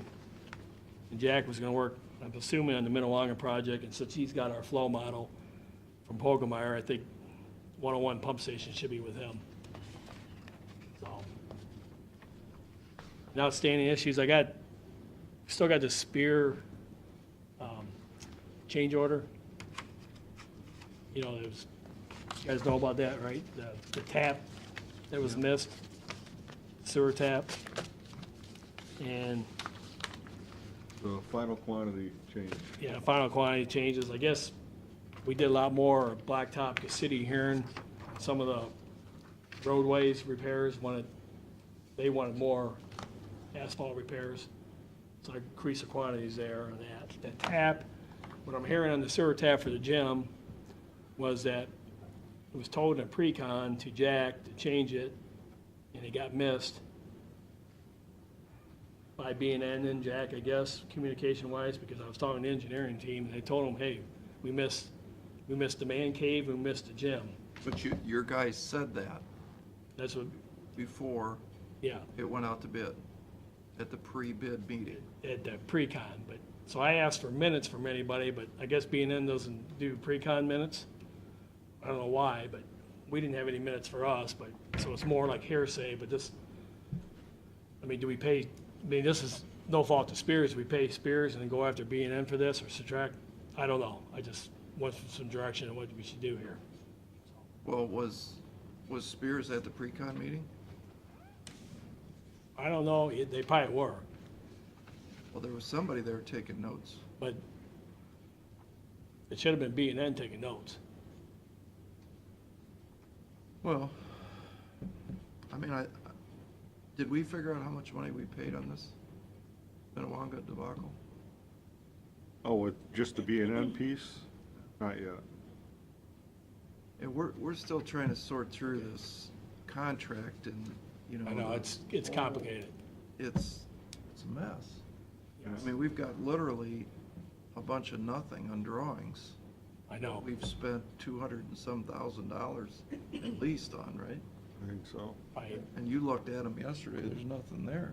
No, Jack was disappointed, so. So, you know, we had the same problem with Jones and Henry. You know, we wrote a check for more money than we should, Right. than we should have paid. Mm-hmm. So we gotta get Gary to go get that money back. Yeah. And we're cleaning up a lot of messes. So. That's only the ones we've looked at. I mean, we probably can go through back in a lot of records and find out a lot more waste. Yeah. Nothing to show for. There were a couple of resolutions in there to adjust the budget for the force main that we've already done in here with Spear, for that change order for the gym and the final quantities. Those are in there. Right. Fact that you approved today. Yeah, the problem But is that's now just the budget. You just haven't approved the Yeah. formal change orders for those two pieces yet. That's still to come. I mean, I think obviously, the sewer taps were there, and if there was discussion at a pre-con meeting, and the contractor and the engineer were there, prior to them bidding, right? No, Pre-bid. pre-con is after the bid. Yeah. It's after, pre-con. Pre-construction is after the bid. Yeah, so they already bid on what was shown in the plans. Yeah.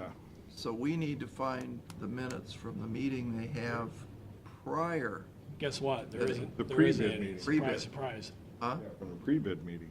Then we should demand as a public record the minutes from the pre-bid meeting From B&N. from B&N. If they were the ones charged with taking the notes, let's see what the notes say. I'm coming in midstream of this. I'm just letting you know that what an engineering text told me, so. Well, I think there's a lot more problems than this. All right, I know there is. So we'll get with Gary, and Okay. I think there's some other things we gotta look at too. Spears they're just asking, where's it at, to We're get working paid. on it. 'Cause they did the work, so. That's all I have. You guys have anything for me? Nope. No, thank you. Wasn't exciting at Cedar Point, but Came close. I think it was. I mean, we'll let you know on the meter specs where that we're at. landfill line thing, that was pretty exciting. Yeah. Yeah. Okay, thank you. Thanks, Dave. So then there's the investment board meeting, which is always a good time. To be followed shortly thereafter by the health department. I'm telling you. Hey, one more thing, since Pete's here. You guys was there a, you guys signed, okay, taken care of, thanks. Get back. Thank you. Thank you. Hey, Dave, are you guys worked that out on the testing with Chris Decker? The lab work? They're still working on it, okay?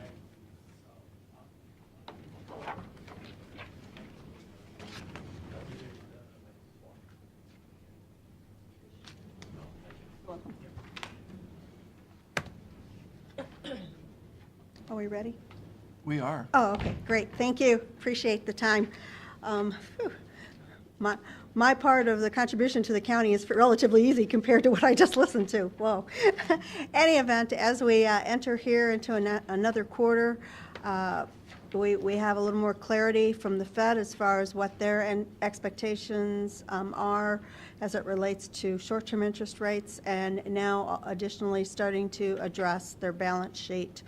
As we know, back in March, mid-March, the Fed did raise the overnight Fed funds target by 25 basis points. We're now in a range of 0.75 to 1%. They've communicated to the marketplace that if the data continues to support such, that we can anticipate perhaps 2 more rate increases in 2017. Currently, the market is pricing in with about an 80% probability that we will see another rate increase at the June 14th meeting when that's wrapped up. And that will bring our target, the Fed funds target, up to 1, in the range of 1% to 1.25%. Markets discounting the likelihood that we will see another rate hike after that in the balance of the year, considering that some of the economic data of late has not been overwhelmingly strong, along with the kind of setbacks that the Trump administration has been experiencing in trying to move their pro-growth agenda forward. On the balance sheet side, the Fed, of course, during the financial crisis embarked on asset purchase programs which were deemed quantitative easing, whereby they purchased Treasury and mortgage-backed securities in the marketplace with the intention of lowering longer-term interest rates. As a result of those efforts, they amassed a balance sheet which now is in excess of $4.5 trillion, which is up substantially from where it was pre-crisis at just under $1 trillion. So now that the economic conditions are relatively stable and the Fed feels that they have this window of opportunity to not only have raising short-term interest rates, thereby providing them with the ability to address the next downturn, which we know will happen at some point, albeit we don't anticipate this year, but in the same token be able to finally start to unwind that balance sheet that they had accumulated. So that being said, we anticipate here over the next several months to start to receive from the Fed more clarity on their plans for doing so. Currently, the language coming out of the Fed has been such that it will be a very slow process. The Fed recognizes that the market stability is extremely important, and that therefore they do not want to upset the apple cart as it relates to pushing rates too high, or in essence derailing this economic recovery that we have been in now for quite some time. So that being said, when we look at the economic data, we look at what this all has done, first of all, to the yield curve. On page 4, we can see compared to the end of the year, of course, the short-term interest rates had moved up as the Fed had moved that short-term rate up, but the longer-term interest rates have dropped off a little bit. Again, that's the market realizing that, as we said, the pro-growth agenda is moving much slower than they originally anticipated. The unemployment picture on the next page. This is one of the key pieces that the Fed is really focused on. Unemployment at last at 4.4% is in that range of where the Fed is feeling it's more than full employment, that the U.S. economy is at a level where the Fed has truly met their mandate. And again, we know they have a dual mandate: full employment and stable prices. So the unemployment picture is giving them the go-ahead to feel comfortable that they can start to lift that easy monetary policy that they had in place. Inflation on the next page, the PCE consumption measure, which excludes the volatile food and energy components. Inflation had dropped a bit. We're down now to 1.6%. So we are still under the Fed's mandate, their Fed target of 2%. And that is causing the market to start to question, maybe the Fed will shouldn't move as quickly as they sometimes indicate, because as we know, if inflation gets too low, then the Fed is not meeting that half of their mandate. We added in here a new slide on page 7, trade imports, because inflation being one of the mandates of the Fed, and with the Trump administration having come into office stating that trade deals would be renegotiated, and in essence, we would potentially see an environment where imports would be subject to tariffs.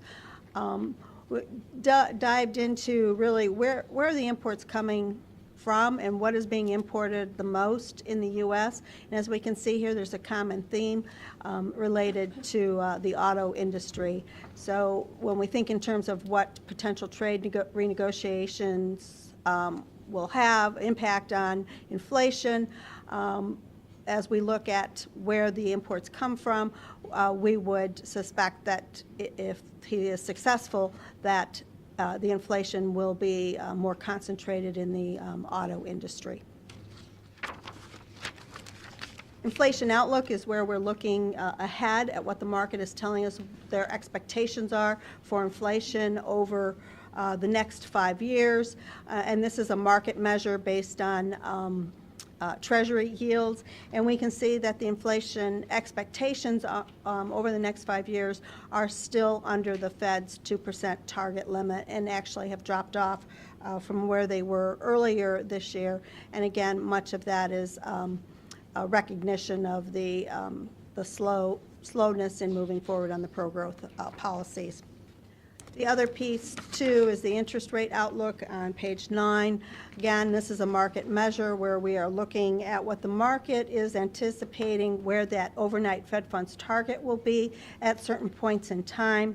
So when we think in terms particularly focusing on that 5-year area, what the market is telling us is that in 5 years they anticipate the overnight Fed funds target will be at best around 1.75%. So when we compare that to where we are today, that would tell us if there's, over the next 5 years, the market is anticipating we would maybe only have 4 rate hikes.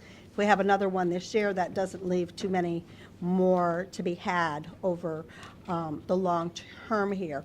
So this all in conjunction, when we look at this in totality, brings us to kind of our strategy, which is, we feel we're in this continuing to be a potentially slowly rising interest rate environment, and barring any unknown geopolitical events, we're in this environment of slow growth, and that presents an environment where we think it continues to make sense to add longer-term investments, along with taking advantage of the opportunities and in the shorter term maturity range as well. Oh, I'm sorry, we included the student loan bubble. That's a hot topic here in our organization that we think is at some point truly there needs to be a solution to it, but we don't know what that is yet. If we flip to page 12, here we can see really how has this all impacted the county's investment portfolio. During the quarter, since we last met February 28th, so I guess that's really only 2 months, we did move $5 million from the cash component over into the investment portfolio as Pam felt comfortable with doing so. So the investment portfolio has now been increased from $48 million to $53 million. Within the cash component, most of that money, $20 million, is in the Star Ohio program. The interest rate on the Star Ohio account is now 1%. It will move in tandem with any increases that the Fed makes in the overnight rates, so that will help to increase the interest income for the county. The weighted average maturity of the investment portfolio right now is at 2.3 years. So again, we're right in the middle there. The yield on the securities is now 1.44%, so that is up a bit from where we were. And on an annualized basis, this should generate a little over $750,000 worth of interest income on the securities portion. Our allocation amongst the securities, still heavily weighted in the U.S. government agency securities, about 28% in the FDIC insured CDs, 5% in other, and then 8% in commercial paper. Pam did complete the additional training that was required from the state, and under the Ohio Revised Code and the county's investment policy, we are permitted to invest in commercial paper to a limited amount. So that provides us with a nice opportunity for short-term funds over and above what the Star Ohio rate is. Maturity distribution, as we can see, we have 20% of the portfolio maturing within the year, so that will provide us with many opportunities to reinvest those funds in what is now a better interest rate environment. So that pretty much wraps it up. Is there any questions or comments? Thank you again. Thank you. Thank you, guys. Hope everyone has a nice summer. Do you want to do a resolution on the resurfacing? Do we need a resolution? Motion. Approve it, yeah. Motion? A motion, make a motion that we use Kirkland Paving for the 2017 resurfacing program. Second? Mr. Monahan? Yep. Mr. Old? Yes. Mr. Shinnick? Yes.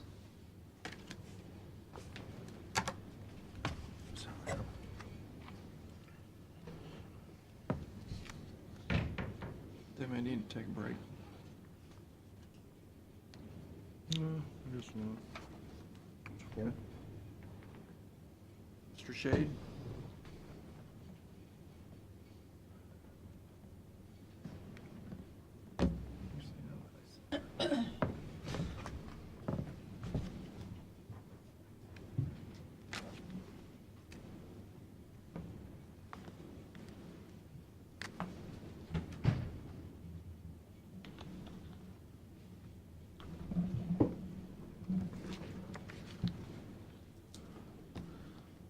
Pete? Want me to wait? Okay, thanks for your time this morning. A couple things to go over with the board. Number one, in terms of 2017, which it's hard to say, we're almost halfway through. Our budget's a little over 12 million, and we finished 2016 in the black for another good year, so we look to continue that. Our budget grew significantly because of the detox facility being built and staffed, and the long-term recovery plans that we have working towards inpatient and long-term recovery housing for the addicted. So we added a whole new section to the Health Department of Behavioral Health section, and we hired Trey Hardy as the chief of that section, and he's busy right now putting together his support team. We have all of the certifications approved through our board, and we have all of the position descriptions written. So now we're out looking for people. We've had a lot of great folks from our community step up, offer to come on board with us. So that should be really a great thing. The detox itself, wanted to thank you again for the contributions towards that. The block is just about finished, the firewall block. All of the structural steel's been delivered on site, and that's going to start going up here tomorrow.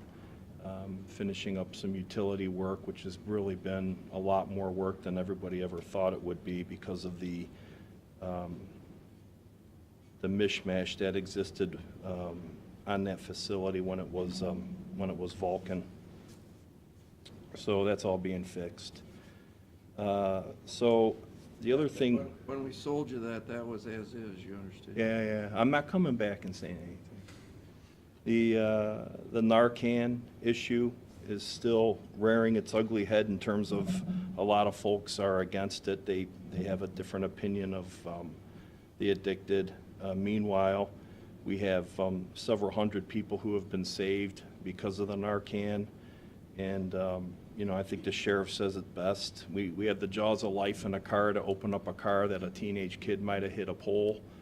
and we use that to get the kid out and save him, and he didn't mean to hit the pole, and we've got a lot of other people that don't mean to become addicted that, thank God there's Narcan to help save them and bring them out of it, and hopefully that is a trigger to get them into recovery.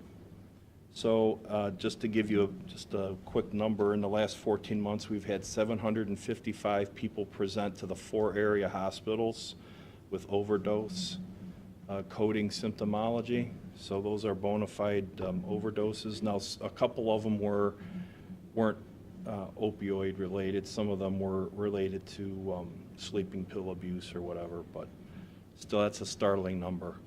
And that's the ones that showed up. How many are out in grandma's basement or, somewhere else ODing and having a problem? So we're going to work on these drug overdose response teams for the county. We've got a pretty good group of people together that are willing to approach people who have been addicted. We hope to go into the, Fisher Titus ER, Magruder Hospital ER, Bellevue Hospital ER, and to the people's homes to talk to them about getting into recovery. We've applied for a substantial amount of grant money through Portman's office for CARA funding, Comprehensive Addiction Recovery Act money. So that should be something I think we have a really good opportunity of getting. So I think the commissioners need to know we'll be out in the community at large approaching these people that we know who have OD'd. And we know they've OD'd because we're going to follow the ambulance reports, police reports. That was, how much money was that, Pete? 300? We've asked for, there's 3 different grants, but that one is 300,000, and it's, it would be 3 years of funding that we would make last probably 8 or 9 years. We wouldn't spend $100,000 a year. We'd probably spend 30 some of it a year, so maybe a little bit more. So that's going on. Environmental health wise, first and foremost, I think you're getting the water sample results that we've been taking now for a week and a half, and Bayview results look real good. And that is a direct proportionate relationship to that sewer. And we're still going to have a couple issues here and there after a big rain because the watershed's taken so much stuff into the main body of the water. But I think we're going to really have a nice report at the end of the year on, the significance of getting that sewage, which we all know if you get the sewage out of the water, you're going to have a better water quality. Larva sighting, if people in the community, and I'm telling all the trustees and the village councils the same information, but if people call or approach you for a mosquito problem, we're willing to go out and do the larva sighting. It's a cornmeal-based product that kills the mosquitoes. Actually, doesn't kill them, it prevents their wings from growing in the pupal stage. And that's a really good product. It's significantly safe to handle, and it only affects the mosquitoes. So keep that in mind if residents call you and they have a problem. And then I did bring in a sample, or not a sample, but one lead application that I could give Aaron. So if people call and they want to know more about that HUD lead program we have to eliminate the lead hazards in the homes, you'll have a app. Is that okay? And I'll leave that over here. It's a pretty simple application. So let's see here. Just wanted to talk a couple minutes about the dredging appeal. Of course, we're still, as the health department, appealing the dredging of the Huron River with the application of that dredge material being dumped in the open waters of the state. Specifically about 4 miles offshore into the lake. We're still trying to work out an onshore application ahead of Randy Gardner's great legislation for 2020. So we're working with the EPA and the Army Corps right now on the Omega formula, their cost for putting the dredge material somewhere else temporarily, and then as it dries out, scoop it into a tandem and get it out of there and reclaim it, because it's such great material, they claim. why aren't we using this for horticultural reasons, for backyard nursery people and gardeners? So we're still fighting that issue and trying to come to terms with the folks at the EPA and the Army Corps. So I don't have much more of an update for you on that. But in terms of some nursing things, I just wanted to go over.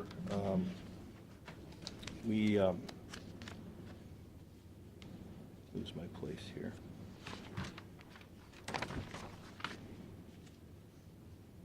We are gonna send the sheriff and you a draft contract for the jail.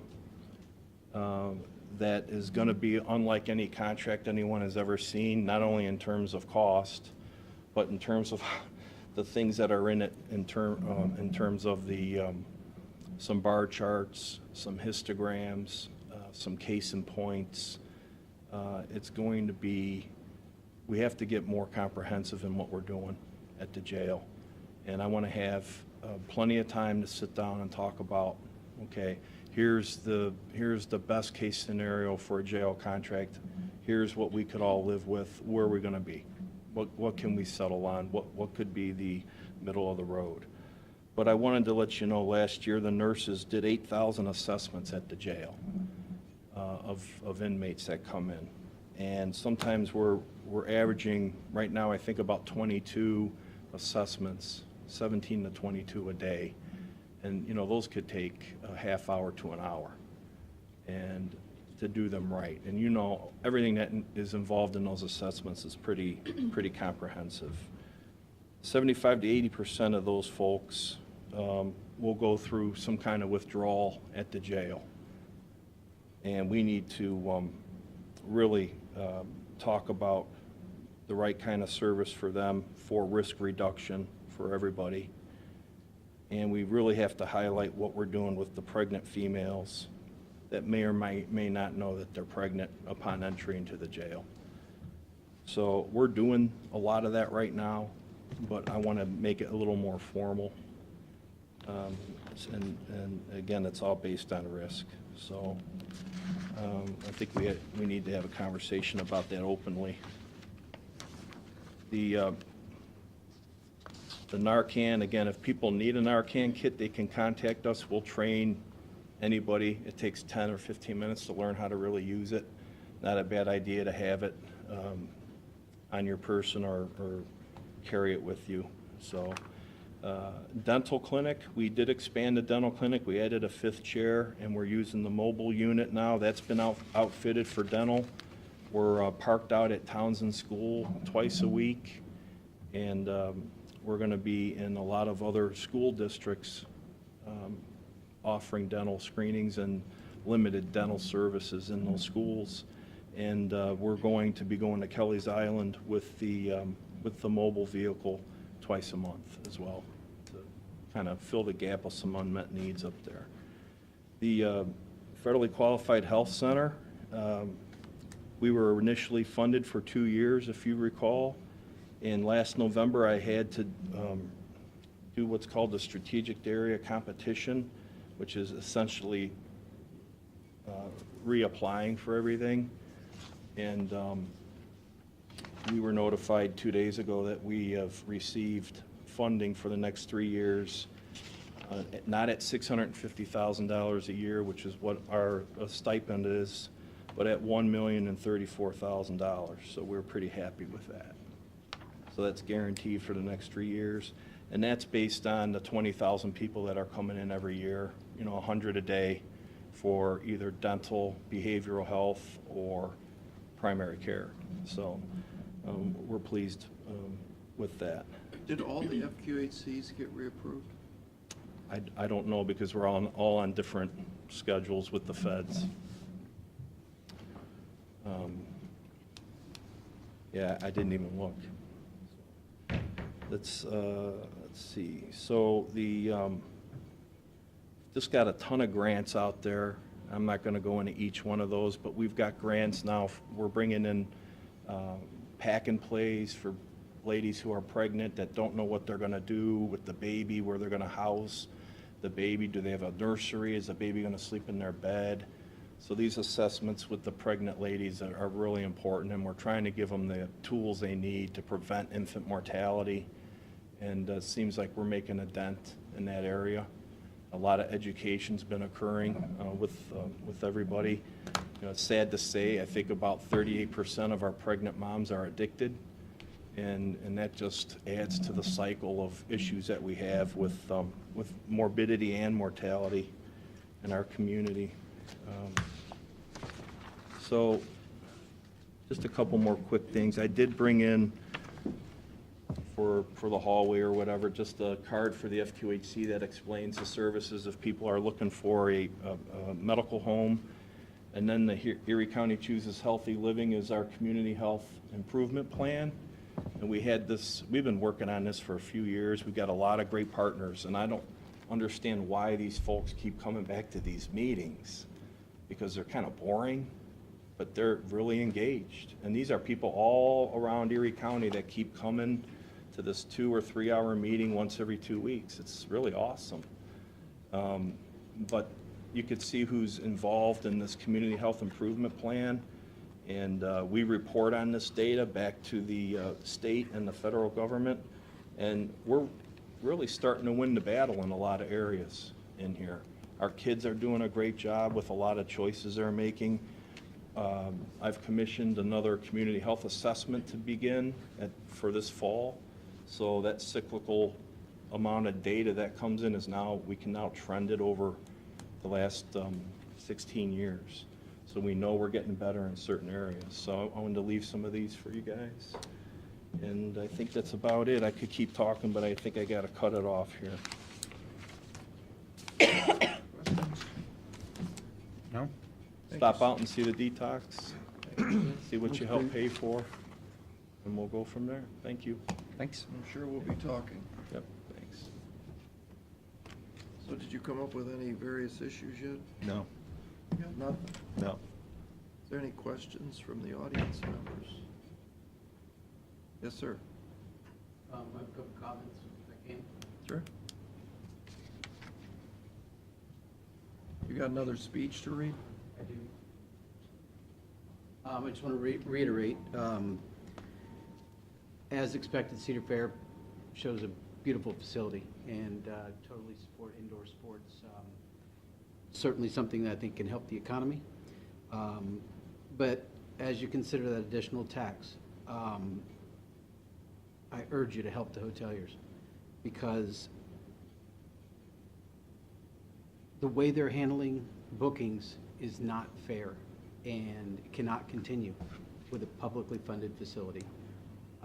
They continue to say from Duff that Cedar Fair has no control over it because they contracted with Sports Force.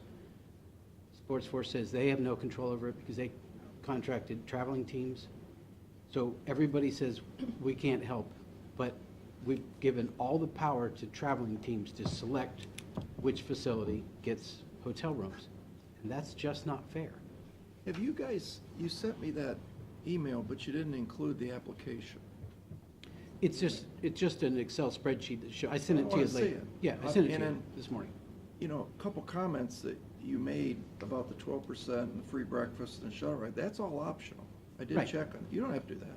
Correct. But they've said that they're going to use that as their criteria to who wins the business. But you don't know that until you fill out an application. You know, you're the premium hotel that people may want to go to.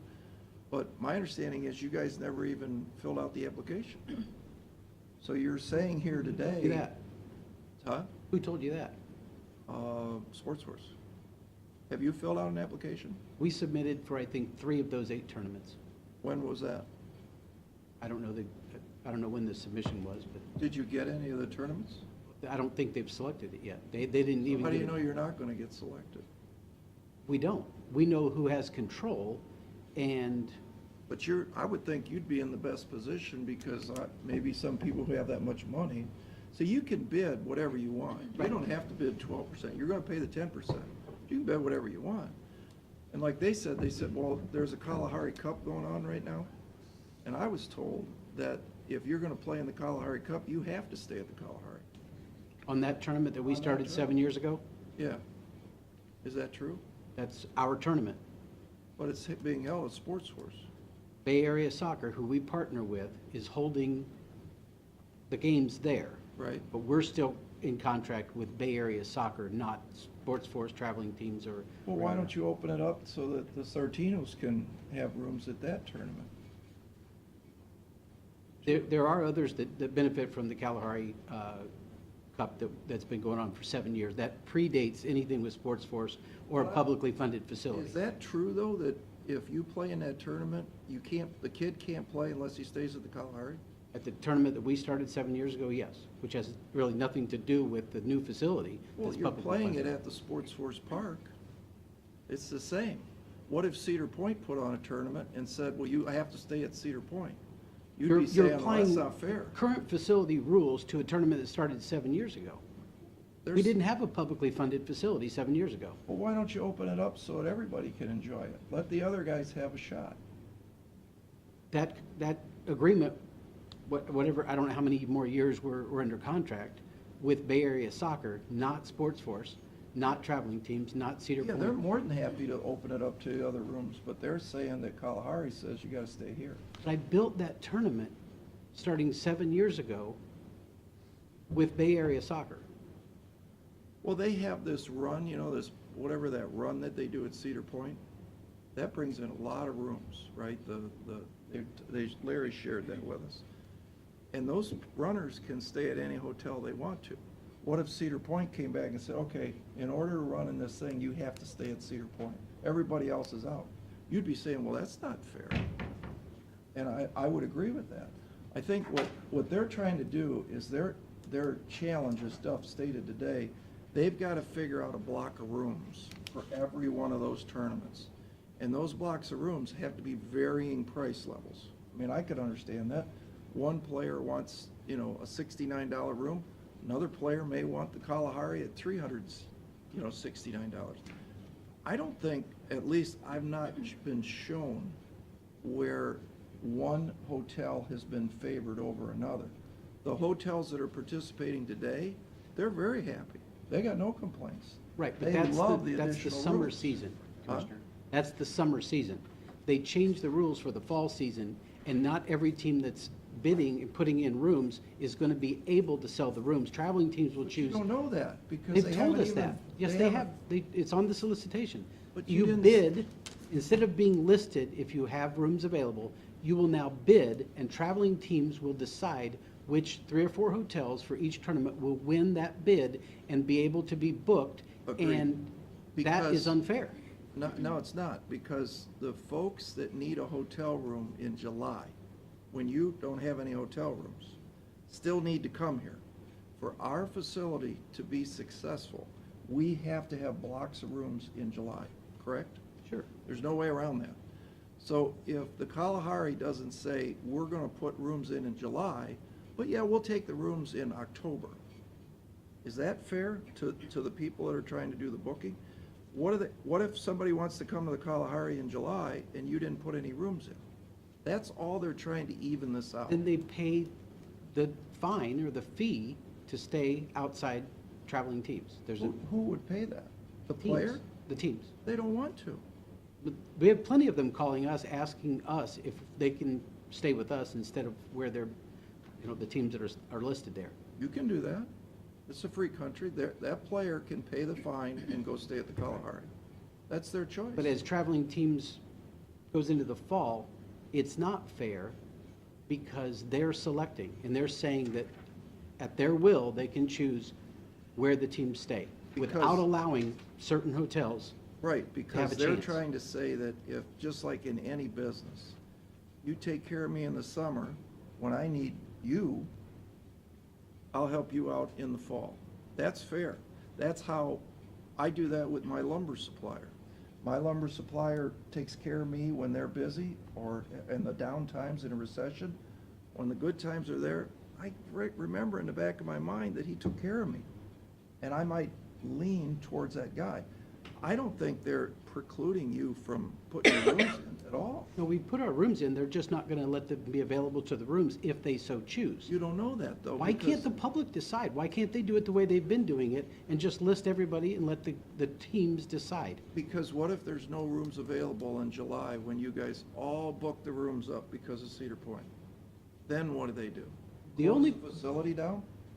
The only reason that traveling teams has given us to do this is to, they say, protect the hotels from having potentially unsold inventory in a room block for a sports team. We manage room blocks in multiple segments across the global distribution system, within our own res system, et cetera. That's what we do. So I don't need them to tell me how to control room blocks. I've got 30 years' experience and many people that help me do that. So that is the only reason they say they're picking. They've never said, because we want you to give us rooms in the summer. They've never said that. The only time I've ever heard that is today from you. You need to talk to them. I talked to them. They don't have any answers except, They were here last week. Did you talk to them? who was? Traveling teams. They were No, visiting all the traveling hotels. teams told several people that they were going to meet with Kalahari, but they never called. We didn't know they were in town. Really? True. I don't know. I think there's more to the story. I think what you need to do is talk to traveling teams. And I've talked to traveling teams, and they've told us that the selection criteria is to protect us from having inventory in room blocks that may or may not be chosen by these teams. There's a cutoff date. I understand that at that cutoff date, if nobody's purchased my rooms, it comes back to my inventory, and I have a chance to maybe resell it to someone else, or it's taken. I understand how that works. That is what they tell me. I believe that that's not what we were all sold. We were sold that this would be a publicly funded facility at 72% of the cost, and yet I may not. They may choose me for every tournament I put in, but they may choose to block whoever they choose to block. That's not fair. Why not just list everybody? Be real simple. I think if there was an exact example, Brian, that this is what happened, I think it would be a better discussion to be having, but on a maybe, that this is what we think they're gonna do, and we haven't even had that sit down with them. I mean, the county commissioners are not in charge of any of this. What we're trying to do is certainly protect our hoteliers, and from the hoteliers I've talked to, they're pretty darn happy with the system. Now, the 12%, the breakfast, yeah, that caused a lot of ruffled feathers, but my understanding is if I own a Days Inn, I can put my room in for $600 a night. It's the United States of America. I might not get any, but I'm allowed to do that. I don't have to give them breakfast, I don't have to give them transportation, and I don't have to pay 12% under my marketed rate on that day. They recommend that because, boy, it sure makes life a lot easier when the kid shows up and the marquee says that he could buy the room for $50 less than what he paid when he booked it 6 months ago. Wouldn't you be upset if you were that family? I would. Wait a minute, I booked through a tournament and now I'm paying more than what they got on the marquee.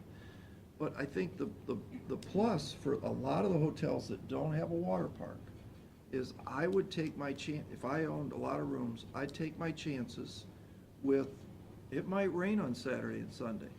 And all them people that I thought where I was gonna sell that room for $200 for don't show up. So if I could block 50 of them out, Sports Force can play on a rainy Saturday and Sunday.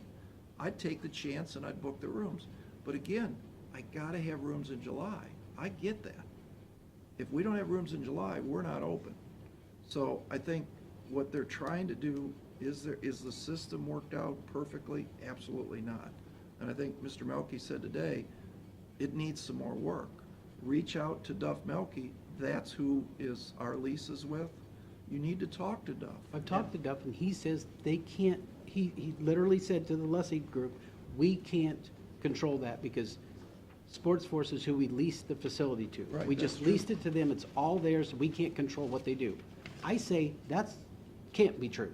Duff can influence, and Cedar Fair can influence how Sports Force and traveling teams is operating that facility. Well, you heard Duff today. Moving forward, yes, Yeah, for the indoor. We want to be able to work with this. Yeah, and that's I think beautiful. We give this- certainly appreciate that. Give this a shot. All to Duff go has to do forward. is make that change. You know well that one call, and that is off the table, and they list all of the available teams, and the hoteliers don't rally together, there's no legal action against the outdoor facility, the indoor facility gets approved, we get a sports marketing team led by Larry, we all live happily ever after, and we make money in a fair and just system. But allowing this traveling teams to choose on their own, asking for all these concessions and saying to us, we will use this as a criteria to who we choose to give rooms to. Unacceptable. Well, I think if you say you've had that meeting with Duff Milky, then I would have another meeting. It was a because public meeting, Larry was there, he heard exactly what Duff said. I think I met with traveling teams, or Sports Force after that with Will. Will said, Brian, we signed a contract with traveling teams, that's the way they are operating it, and we can't do anything about it. So I've met with them. I'm asking you guys, before we move forward with the next facility, we should get the first one right, or we could have a mess on the outdoor with legal.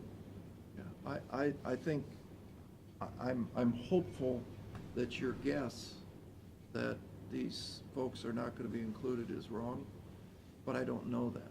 I mean, until the block comes out, which they have not released, I think we don't know that there's a problem at this point today. So I think wait and see how that's all plays out. We certainly hear your comments, understand them, and Duff wants to move forward and have y'all vote in June. That's moving pretty quickly, and I just urge you, I also have concerns with who they're gonna chase. I have a lot of contracted business with sports in this county already here. I don't want to have this new facility indoor cannibalize existing business that I've worked for many years. So there should be some sort of protection against companies, events that are already booked at an Erie County facility. That's another issue. I think we should settle the issue and get the hoteliers, who I do believe they were happy with what happened with production in the summer. They're not happy with the way decisions are going to be made in the fall tournaments. okay. All right, thank you. Thank you. You have something too, Larry? Yes, thank you. Yeah, I'll confirm what Mr. Shanley said about the apparent switch in philosophies of how the rooms were going to be booked in the summer compared to the fall. I think a lot of this has to do with how things have been communicated. You know, I did get some communications from some other hoteliers that felt like they were surprised by this. But I've also, you know, been told by people, you know, well, you heard it today from Mr. Milky, you know, that he wants to find some solutions to this. Just a couple days ago, I was over at Sports Force touring a guest with Will Spence, and Will is aware that there is still, you know, there are still some issues here, so he wants to find a solution. You know, my commitment for Lake Erie Shores and Islands, as we did last year, is to hopefully be a bridge that we can get some of the folks together to talk this through. Because the last thing we want to have is hoteliers that are not happy with the process. That doesn't do anyone any good. So that's my commitment here today to you folks and to Brian and to the folks from Cedar Point and all our other hoteliers, that I will do my very best to get that, you know, conversation going again and get these things resolved, especially as we're considering, you know, this next complex, which, you know, personally I think is an incredible opportunity for the region. You know, we're very happy to have Cedar Fair lend their support to our proposal. You know, this was presented by Mr. Milky to our board last week, a fair percentage of our board. And, you know, I can't speak for 17 board members, but to me, as far as the project itself, there was strong support. And, you know, we still need to work through some of these issues, but there was an excitement level about the potential for something like that and what it can bring to the region. You know, we already have a strong sports venue offering in this region. Last week when I was here, I presented one of my slides, had the list of venues and what we currently have. That did not include, you know, what potentially is down the road. That would give us even more ammunition, more things that we could take out to the market and bring people to the region. And I was surprised. What was that Cedar Point run? Run and ride. Yeah, That's coming up next month. That's a big event. The number of hotel rooms that brought in was huge. Yeah, it's several thousand room nights. Is that the big one? There was two of them, wasn't there? Santa Hustle is the other Santa one, Hustle, but that Run was and it. Ride is a multi-day event, so that does bring people in, families that where somebody in the family might run the 5K and the next day somebody else runs the half marathon, so. Yeah, I that's asked where that about can that. really add Cedar up. Point does all the organization of that and puts the event Well, on? there's a company that they contract with Yeah, that right. coordinates that, and so, yeah, that's a big one. And these things can happen quite quickly. I'll just mention one more thing about this meeting I was at a couple days ago. It was a hotel association meeting, and Commissioner Old was there as a guest.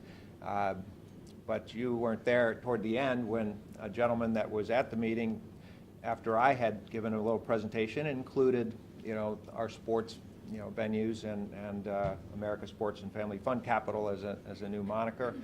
So he leans over to me after the meeting and said, "Hey, I live down in Xenia, and every year we have this big soccer tournament, and about 5,000 people come to town.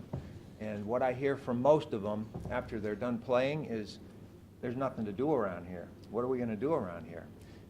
So I think they might be interested in coming up here for their event. Well, I hope you called them. I did. When I left, as soon as I got out of that room. And so, yeah, and that's what we have here with what we currently have with Sports Force and the other venues.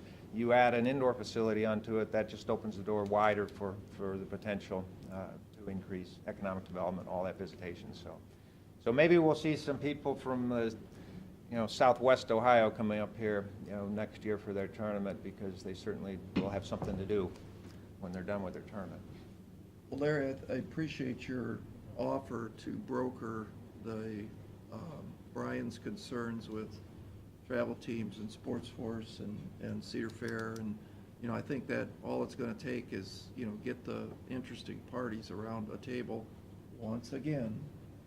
And, I hopefully you'll be able to iron out some of these issues, if there are issues. Maybe there is no issues. I don't know. Well, there are. If people are, either unhappy with how it's going, or maybe it's just how it's communicated. I don't know, but Maybe. I don't know if I can solve it, but I can at least help to get the people in the room to talk about it. Well, I think getting the people and having a conversation will be helpful. And if you would take that lead on that, that'd certainly be a good thing. Yep. I think you need to get Brian Storm up here from Atlanta, who's actually the president of, he was here when this whole thing was negotiated. And Will Spence actually worked for him, so I mean, you want to get the players in a room. Yeah, Brian Storm was here last year for a meeting, and that was, before the fields had opened, and so, yeah, maybe, I think it is time for another exchange of information now that the fields have been up and running, and we're starting to see, the dynamics of this market and what can happen in the summer. It's incredible. Yeah, well, I agree with Matt. You got to get the people in the room looking eyeball to eyeball with each other, and, sit down in a room together and hash this thing out. Okay, thank you. Thank you. Thanks, guys. So, do you have any more issues again? No, sir. Okay, so I'll make a motion, we go into executive session. Mr. Shenigo? Yes. Mr. Monahan? Yes. Mr. Old? Yes. Okay. Mr. Shenigo? Yes. Mr. Old? Yes. Mr. Monahan? Move we adjourn? Mr. Old? Yes. Mr. Monahan? Mr. Shenigo? Yes.